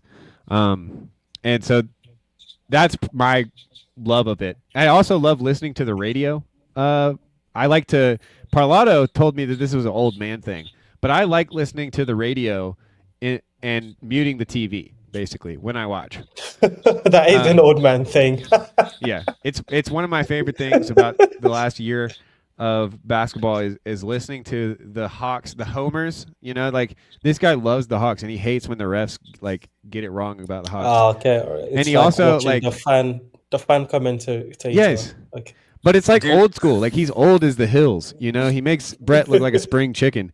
But he's been calling the whole his whole life, for like 50 years. This guy's been doing the radio. But yeah, go ahead, Brett. For years, my dad used to have the TV on mute, and he'd have the radio announcer on while the game was going on because he hated the TV announcers. He just hated them. So I grew up with this like weird radio and TV at the same time just because he used to get so pissed off. But it was funny because during the Bird era, I mean, like Lambeer and the little battle that they'd have, like to see dudes deliberately that at the time sucked, and they were trying to take out the best player just to push his buttons and get him to, get ejected or get enough. It was just like it just seems so unfair. And now there is this regularity to things. I used to kid around and say, you could pretty much not watch the game except for the last 2 minutes because it seems like it's all about fouling, foul line. You get. Did you play at all? Did you? Were you? No, go ahead. Did you play basketball at all? No, I was a wrestler and a swimmer. Yeah, I think that plays a role in how quickly you can fall out of love with a sport if it's not one that you played. Because I'm not a basketball fan. I'm a football fan, but I can easily stop watching basketball if I feel like the game's change in a way that doesn't appeal to me. But What do going you back, what do you make what do you make of this? Like what 250 people got arrested? Knicks fans. I'm It's surprised gonna it's that few. yeah, yeah, it's gonna get ugly. that sounds like a good, a decent number given how long they've Where are waited. you And getting those numbers from? The liberals or from the conservatives? Who's reporting the facts here? No, Whoever oh wants to shoot, suppress the violence, I guess. yeah. Well, I kind of expect it. I mean, it's going to be probably what. Well, I want to get away from the conversation of mob violence on the chill stream, if you don't mind. Let's get it back to the bread and circuses. yeah, I thought yeah, that was bread and circus. No, well, it was, and we said at one point like we need to separate the mob violence from the bread and circuses, and New York City just forgot it. You know, the bread and circuses are supposed to stop the mob violence, not provoke it. But anyway, I do want to take it back to this NBA Finals and get Tayo's takeaways from the finals, and I also want to once that's done, pivot towards the World Cup, because I think the World Cup as a phenomenon is very interesting, but also the phenomenon of Europeans coming to America, loving it, finding it incredible, is also just an interesting phenomenon. So that's what I have planned for the conversation to go. But Tayo first, and it's starting to storm like crazy here. So if I go away, just know I'm probably just listening in while I stand on my porch getting soaked by the rain. I got you, broski. Yeah, my interest, like I said, was particularly in this playoff series was for Wemby to see what the IP is all about. The alien 7 foot tall, 7 foot plus guy that can shoot like shoot like KD and dribble like flipping Steph. But going into the finals itself, I was Josh Hart. He was one of the shorter guys that you mentioned. I think he also went to school with them. He's a Chelsea fan, and Chelsea is my football club. So I was supporting the Knicks just because Josh Hart is a Chelsea fan, and I was supporting them thinking I'm supporting the losing team because I did not think they had a chance. I thought it was just the East being so easy was how they were able to put on the run that they were on. But then after the first match, I did not watch it. I just watched the highlight. It's like, oh, okay, they went 1-0 up, and then I thought if it goes 1-1, I was expecting like a 6 game series in favor of the Spurs. So I forget the Spurs will win the next one. When they went 2-0 up, that's when I was like, wait, what? Are they actually about to win? Am I supporting the right team? And then the third match was the one that I actually did catch live, and I was able to watch that. While I was talking to Mo and Matthew in Discord chats, and that was a fun experience. Similar to uh, very much in a VNA sort of a way. Not quite the campfire experience, but it's bonding with the bros. Everyone getting excited because it was looking like it wasn't going to be a close game, and then it was just ended up being one of the most amazing comebacks ever in NBA Finals. So yeah, that was my experience. And after that match, it was clear that yeah, it doesn't like the Knicks are clearly just the better team. And I was also very happy for Kat, who, like you said, I don't watch NBA, but he's such a meme beyond just he's just a meme face in sports world in general.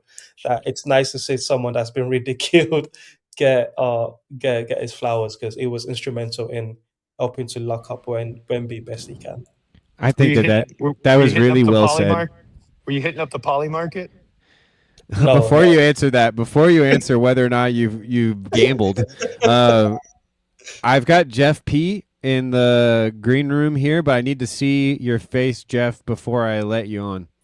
All right, I got you. You can hide yourself again if you'd like. But yeah, welcome, Jeff. Any more thoughts about the NBA Finals before we move to the World Cup? Oh, I was very happy with the result. As a Mavericks fan and Spurs hater, it was lovely to see. Oh, you're a Mav fan. I'm so sorry. You've had a rough one, haven't you? I don't know what is going wrong. Every time I join StreamYard, I can't hear y'all after I start talking. Oh dear. Oh, Oh no. That's no good.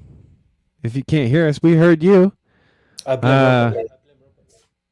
Yeah, I mean, it is sad to be a Dallas fan. Like, oh my goodness, like you got to take those wins where you can get them. Good grief. Well, we lost Jeff P. I mean, if that's all he had to say, that's a great actually contribution. All right, let's move to the World Cup. Yes. Tayo, what are your thoughts going into it? And then I want to go to you, Brett, because have you seen, like I've seen, the just overwhelming content of Europeans coming to America and experiencing the USA? Have you seen any of that stuff, Brett? I think it's hysterical.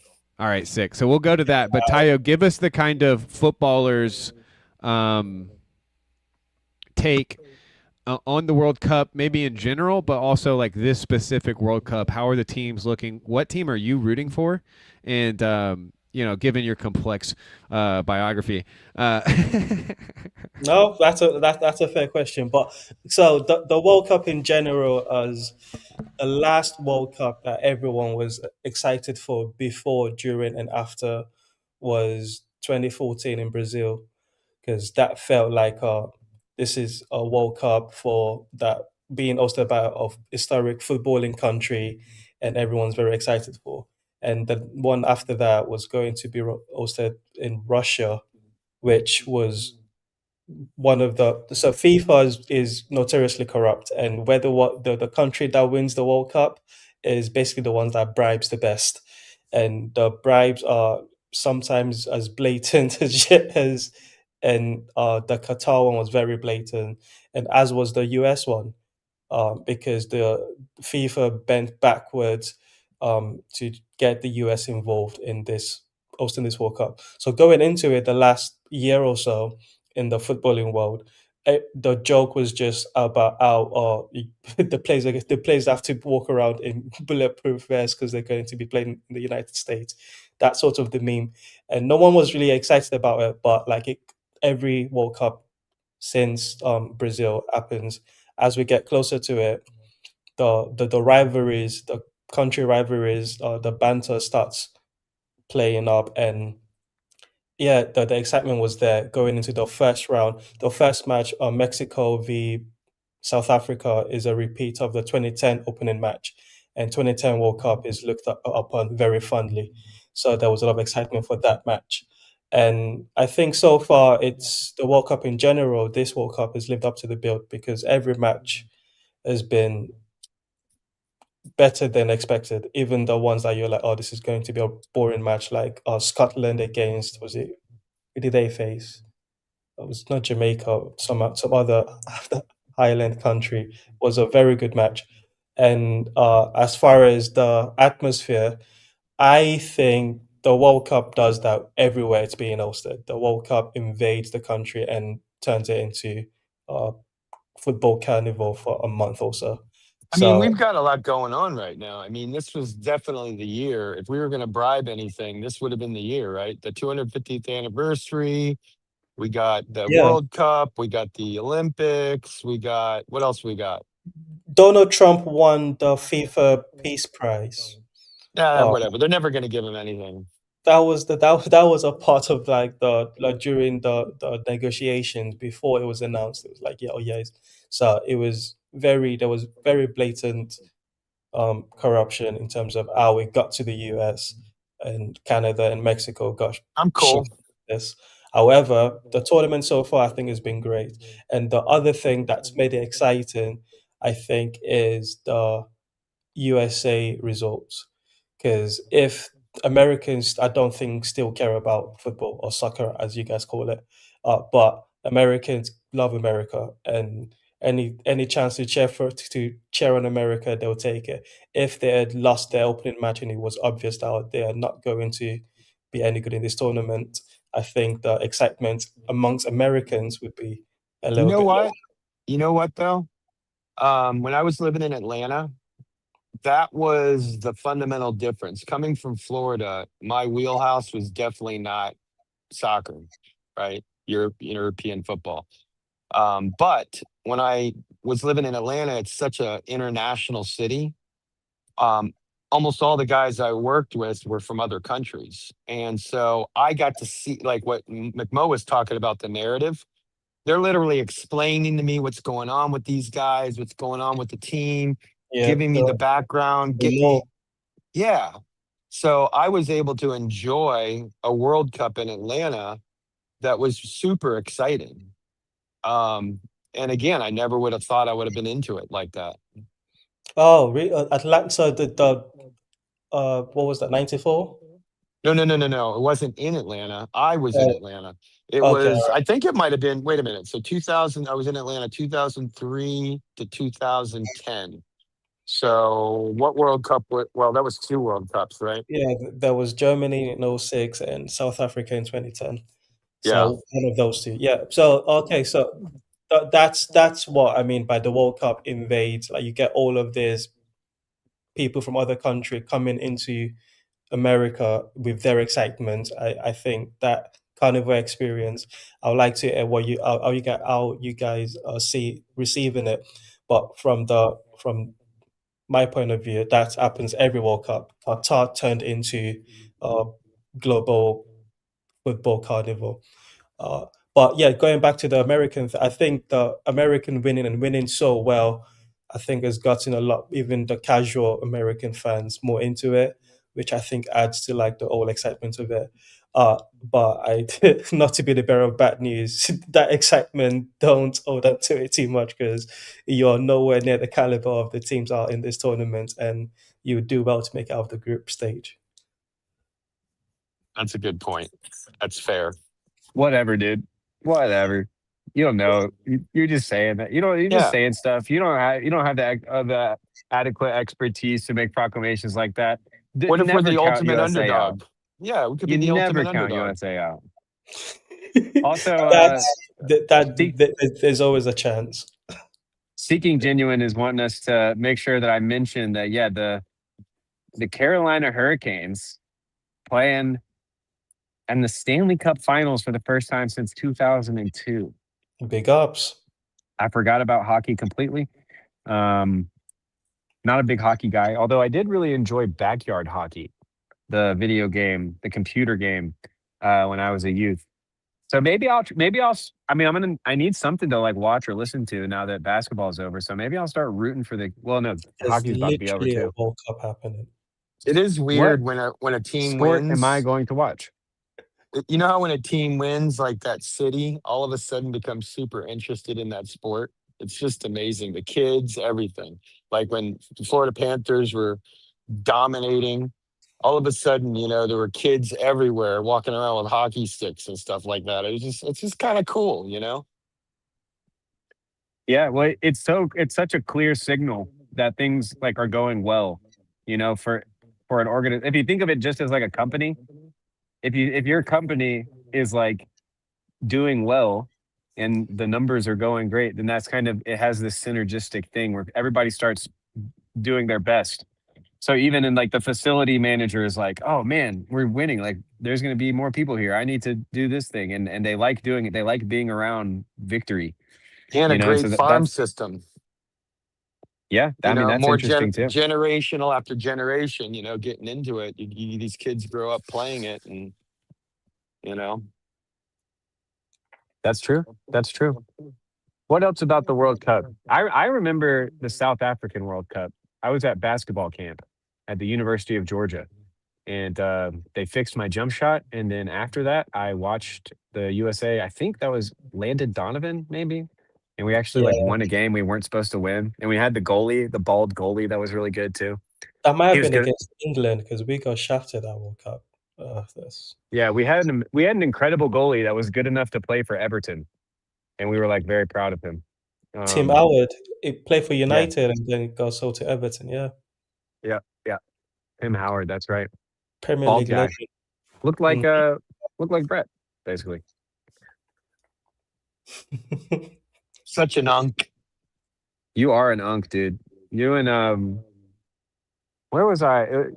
There was some video where I think it must have been you and Scott and Olsen, or it was the morning crew, And I was thinking like, oh man, yeah, they're older than me. And I don't always think that, most of the time I just kind of think of the TLC as mostly my peers, but every so often it does kind of come to view that, yeah, like the age differences do make quite a difference at This times. this comment from B is this is the sort of storyline that gets me because she's saying a coach is about to be the first person to win the Stanley Cup as a coach and a player. I mean, For the this same team. For the same team. This is a for the Carolina same team, story too. yeah. That sounds big, and I don't think I've ever watched a hockey match, but Well, and I I might think, check it are out. you going to be there, or you're just watching the game at the ale house? B, probably. See, if we really lived in the like pre-internet utopia, we could just like simulcast this while the Stanley Cup was on. And like, I mean, I guess we could do that. We just can't share it on the screen. Olsen mentioning Clint Dempsey. No, Clint Dempsey was a baller. That's one of the best players you've ever produced. Yeah. I don't think Pulisic is as good as Clint Dempsey yet. What do you think about the classic American argument that all of our best athletes play football and basketball? No, because football's your sport, your two main sports, football and American football and basketball, require the level of athleticism that's not necessarily what you need for European football. Oh yeah, certainly. It's different. Yeah. I mean, it's a different. You can see it in the body shape, right? Yeah. Yeah, I mean I the mean, endurance is out of control. The guys that were in Atlanta, what is it, Razorback? I forget what the name of their team was locally there, but like I would sell them TVs, and they would be like, I mean, I would ask them like, how many miles a day do you run? And they just look at me like I'm an idiot. It's like they could run 100,000 miles and never, come up for air. It's Yeah. crazy. I still think that there are certain athletes that kind of transcend that.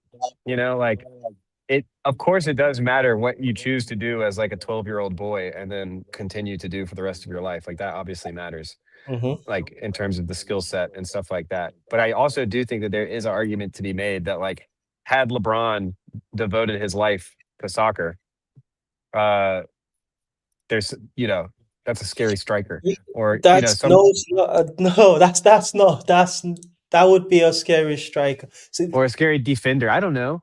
yeah, I mean, tell me maybe. where I'm wrong. I think at best that's what a lot of athletes would be like a scary dominant defender that's can leap out of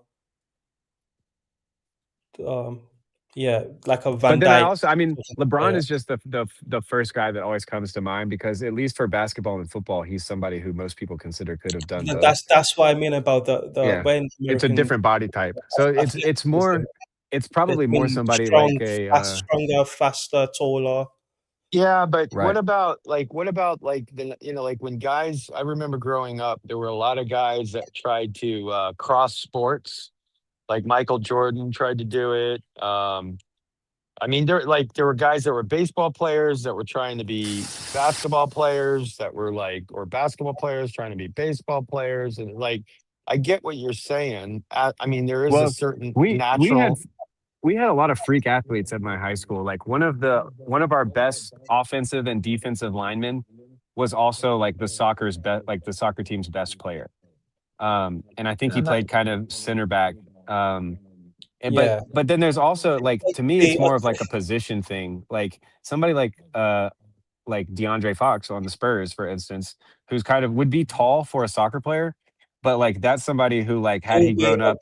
if someone like that grew up playing football, it would be a sick midfielder.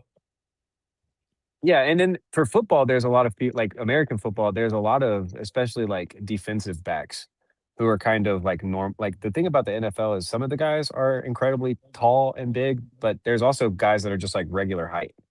Um, and so those guys are the guys that I often think for soccer because in soccer there isn't really that much benefit of being tall. Like obviously there are famous tall players and it helps depending on the position, but like there's defensive backs that I just think. But I you would remember agree, yeah, Bo Jackson. That was what I was about to say. You would agree. There's very few people that can do those things. You know, that can be that exceptional. I just don't think it's just a You guys are bringing up boomer people. Also, whatever. thank you There for was a being here, Charlie Waffles.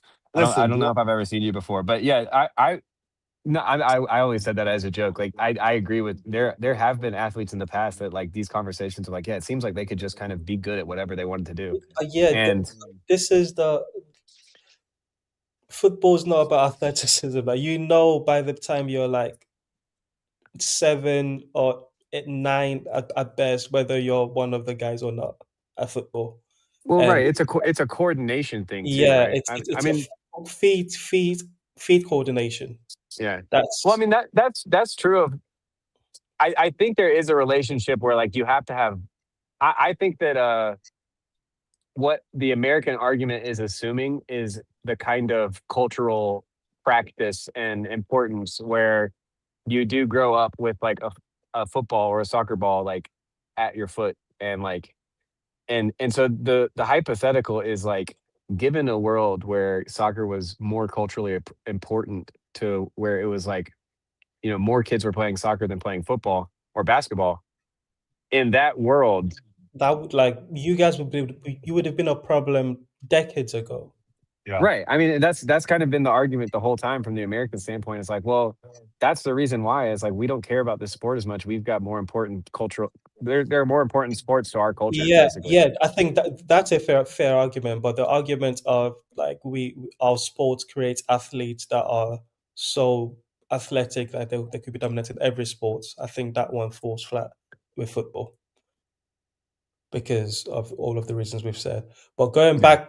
going back to the World Cup and like linking it back to the the current American football team, it's filled with immigrants and sons of immigrants. You've got Ty, your I've best got some player, news for you about America. your best player, not as in not Go back and watch the musical not all Hamilton immigrants, and not all do your immigrants. homework. You What you want us Americans to put? You want Americans us did to not put? have a Folarin Balogun. That's not You want us to America. you want us to put up a team of Native Americans. That's what you're asking. You want to play against the reservations. Hold on a No, minute. Hold on a minute. Let me ask you this though. Here's the thing. How many American stars leave the United States to go play for their country in the Olympics? wait. It Like so they come ones that here get chosen. and compete. Yeah, they come here and compete like in, like hockey's a great example or I mean there's like Tayo, just say that your country sucks and our country is awesome and we have better athletes and we're smarter and we're more yeah, we're attractive not dogging Manchester. We're just and better dogging music No, and I'm we're thugging Americans. No, just tell us how awesome we are. Wait, although you did craftily evade the question of who you're rooting for in this World Cup. Although I could have that could have been where my service went out. But no, did no, you no, no. ever say? I've not touched upon that yet. Number one, England. That's the number one country I'm rooting for because it's been. You think the Knicks have waited a long time to win to win the NBA Finals. It's been since the '60s that England last won the World Cup, Well, and tell we've us about been, the team. Tell us about the chemistry. What is the composition of the team? Where are the strengths? Where are the weaknesses? so this is a team that's been together for the last 4, 5 maybe tournaments, as in the core of it. The start striker is this is going to be his last World Cup. Is in his late 30s, but he had one of his best seasons. The last season's Harry Kane coming into the World Cup, so he's expected to. He's never let England down in terms of goal scoring, so he'll be fine. But then he's now surrounded by a whole bunch of young kids. I The remember that name from FIFA in college. So Yeah, Harry Kane has been around for a long time. exactly. He was a prodigy. Receding hairline, That's obvious right. receding hairline Exactly. on Harry Kane. From young, he was receiving that, like, and he's still there, still banging in goals. He left Tottenham 3 years ago now, which was a great thing for him. But that's Harry Kane. The rest of the squad, the weakest part of the team is the goalkeeper, but that's been the case since the last 20 years, maybe. Um, but the defense seems more or less solid. Where we've always struggled is the midfield. Like England have fallen behind Spain, the likes of Spain, France, Brazil, because our midfield has been dog shit since the golden generation.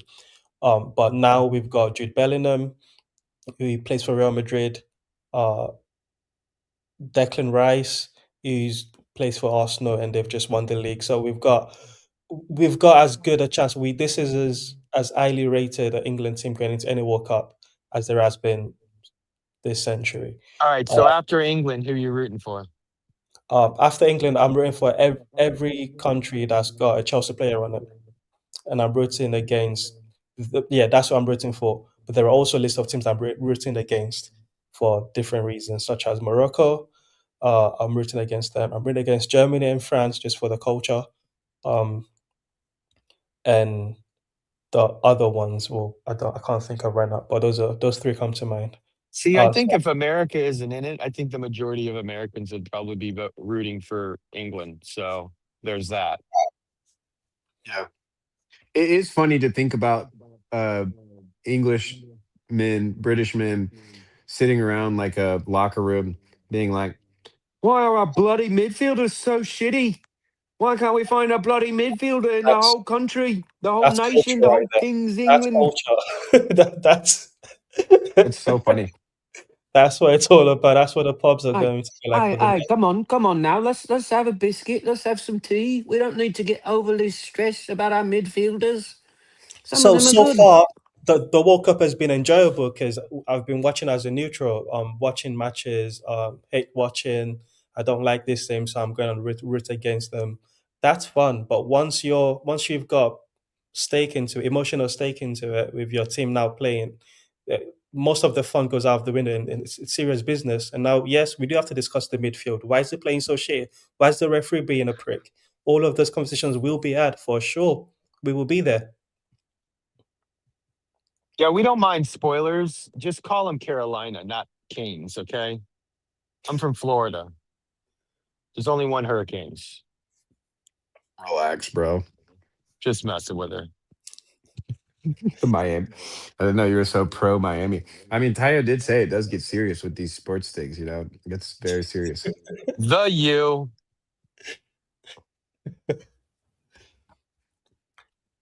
What's the guy's name? Michael Johnson? No. I think it's Michael something. Michael Johnson, ain't that like the sprinter? Maybe. There's a famous Miami Hurricanes fan who played in the NFL. He was a wide receiver. I can see his face. I just can't think of his name. What do you think? I mean, does England have a chance this year? Uh, if I'm going with my heart, of course we do. It's coming home, it absolutely is.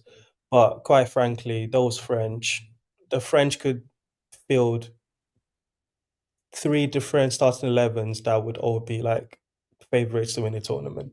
They're way too stacked in every position, so they're going to be a problem. The What's y'all's German, knockout round or whatever? Or your group, I mean? um, we've got an easy group. We don't have to worry till like the round of 16. That's when things get serious. Uh, we should have no problem getting through our group. Let me just check who it is.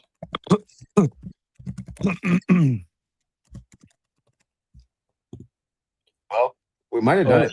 We might have covered all the sports we Yes, needed to beautiful cover. stuff. We've got Croatia, Ghana, and Panama in our group. And Ghana are the other team that's also the team that I'm rooting against. So that works out perfectly. Is that some sort of a intra-African? Absolutely. Absolutely. Yeah. Yeah. Yeah. Ew, why have you treated me thus?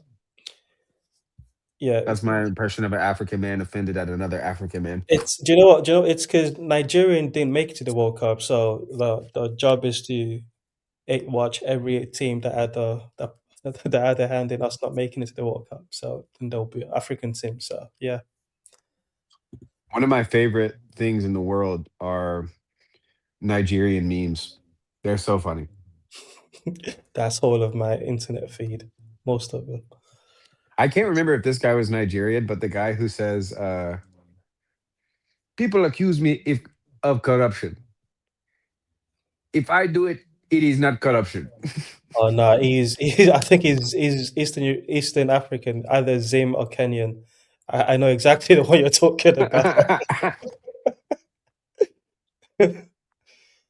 Do you know what I don't like is how once all of those African meme guys, once they go viral, they all become influencers. It's so funny. Yeah. And they're collaborating with other influencers. They why are you gay? That guy he does like I can't remember what they're called. You could basically pay for him to send He some does one of your cameos. friends a video. Yeah, cameos. He does cameos. Yeah, he'll ask your for a small fee, you can send a video of him asking by name your buddy why he's gay. And that's somebody should do that for PVK. That would be hilarious. PVK, why are you gay? Uh what's some other good African memes? Well, I'm gonna speaking go of, out. I'm gonna go out and come back in. all right. Well, I might be winded down. I mean, I've done this for 3.5 hours now. I Is mean, the I know beat that's kind cooked? of a slightly below average.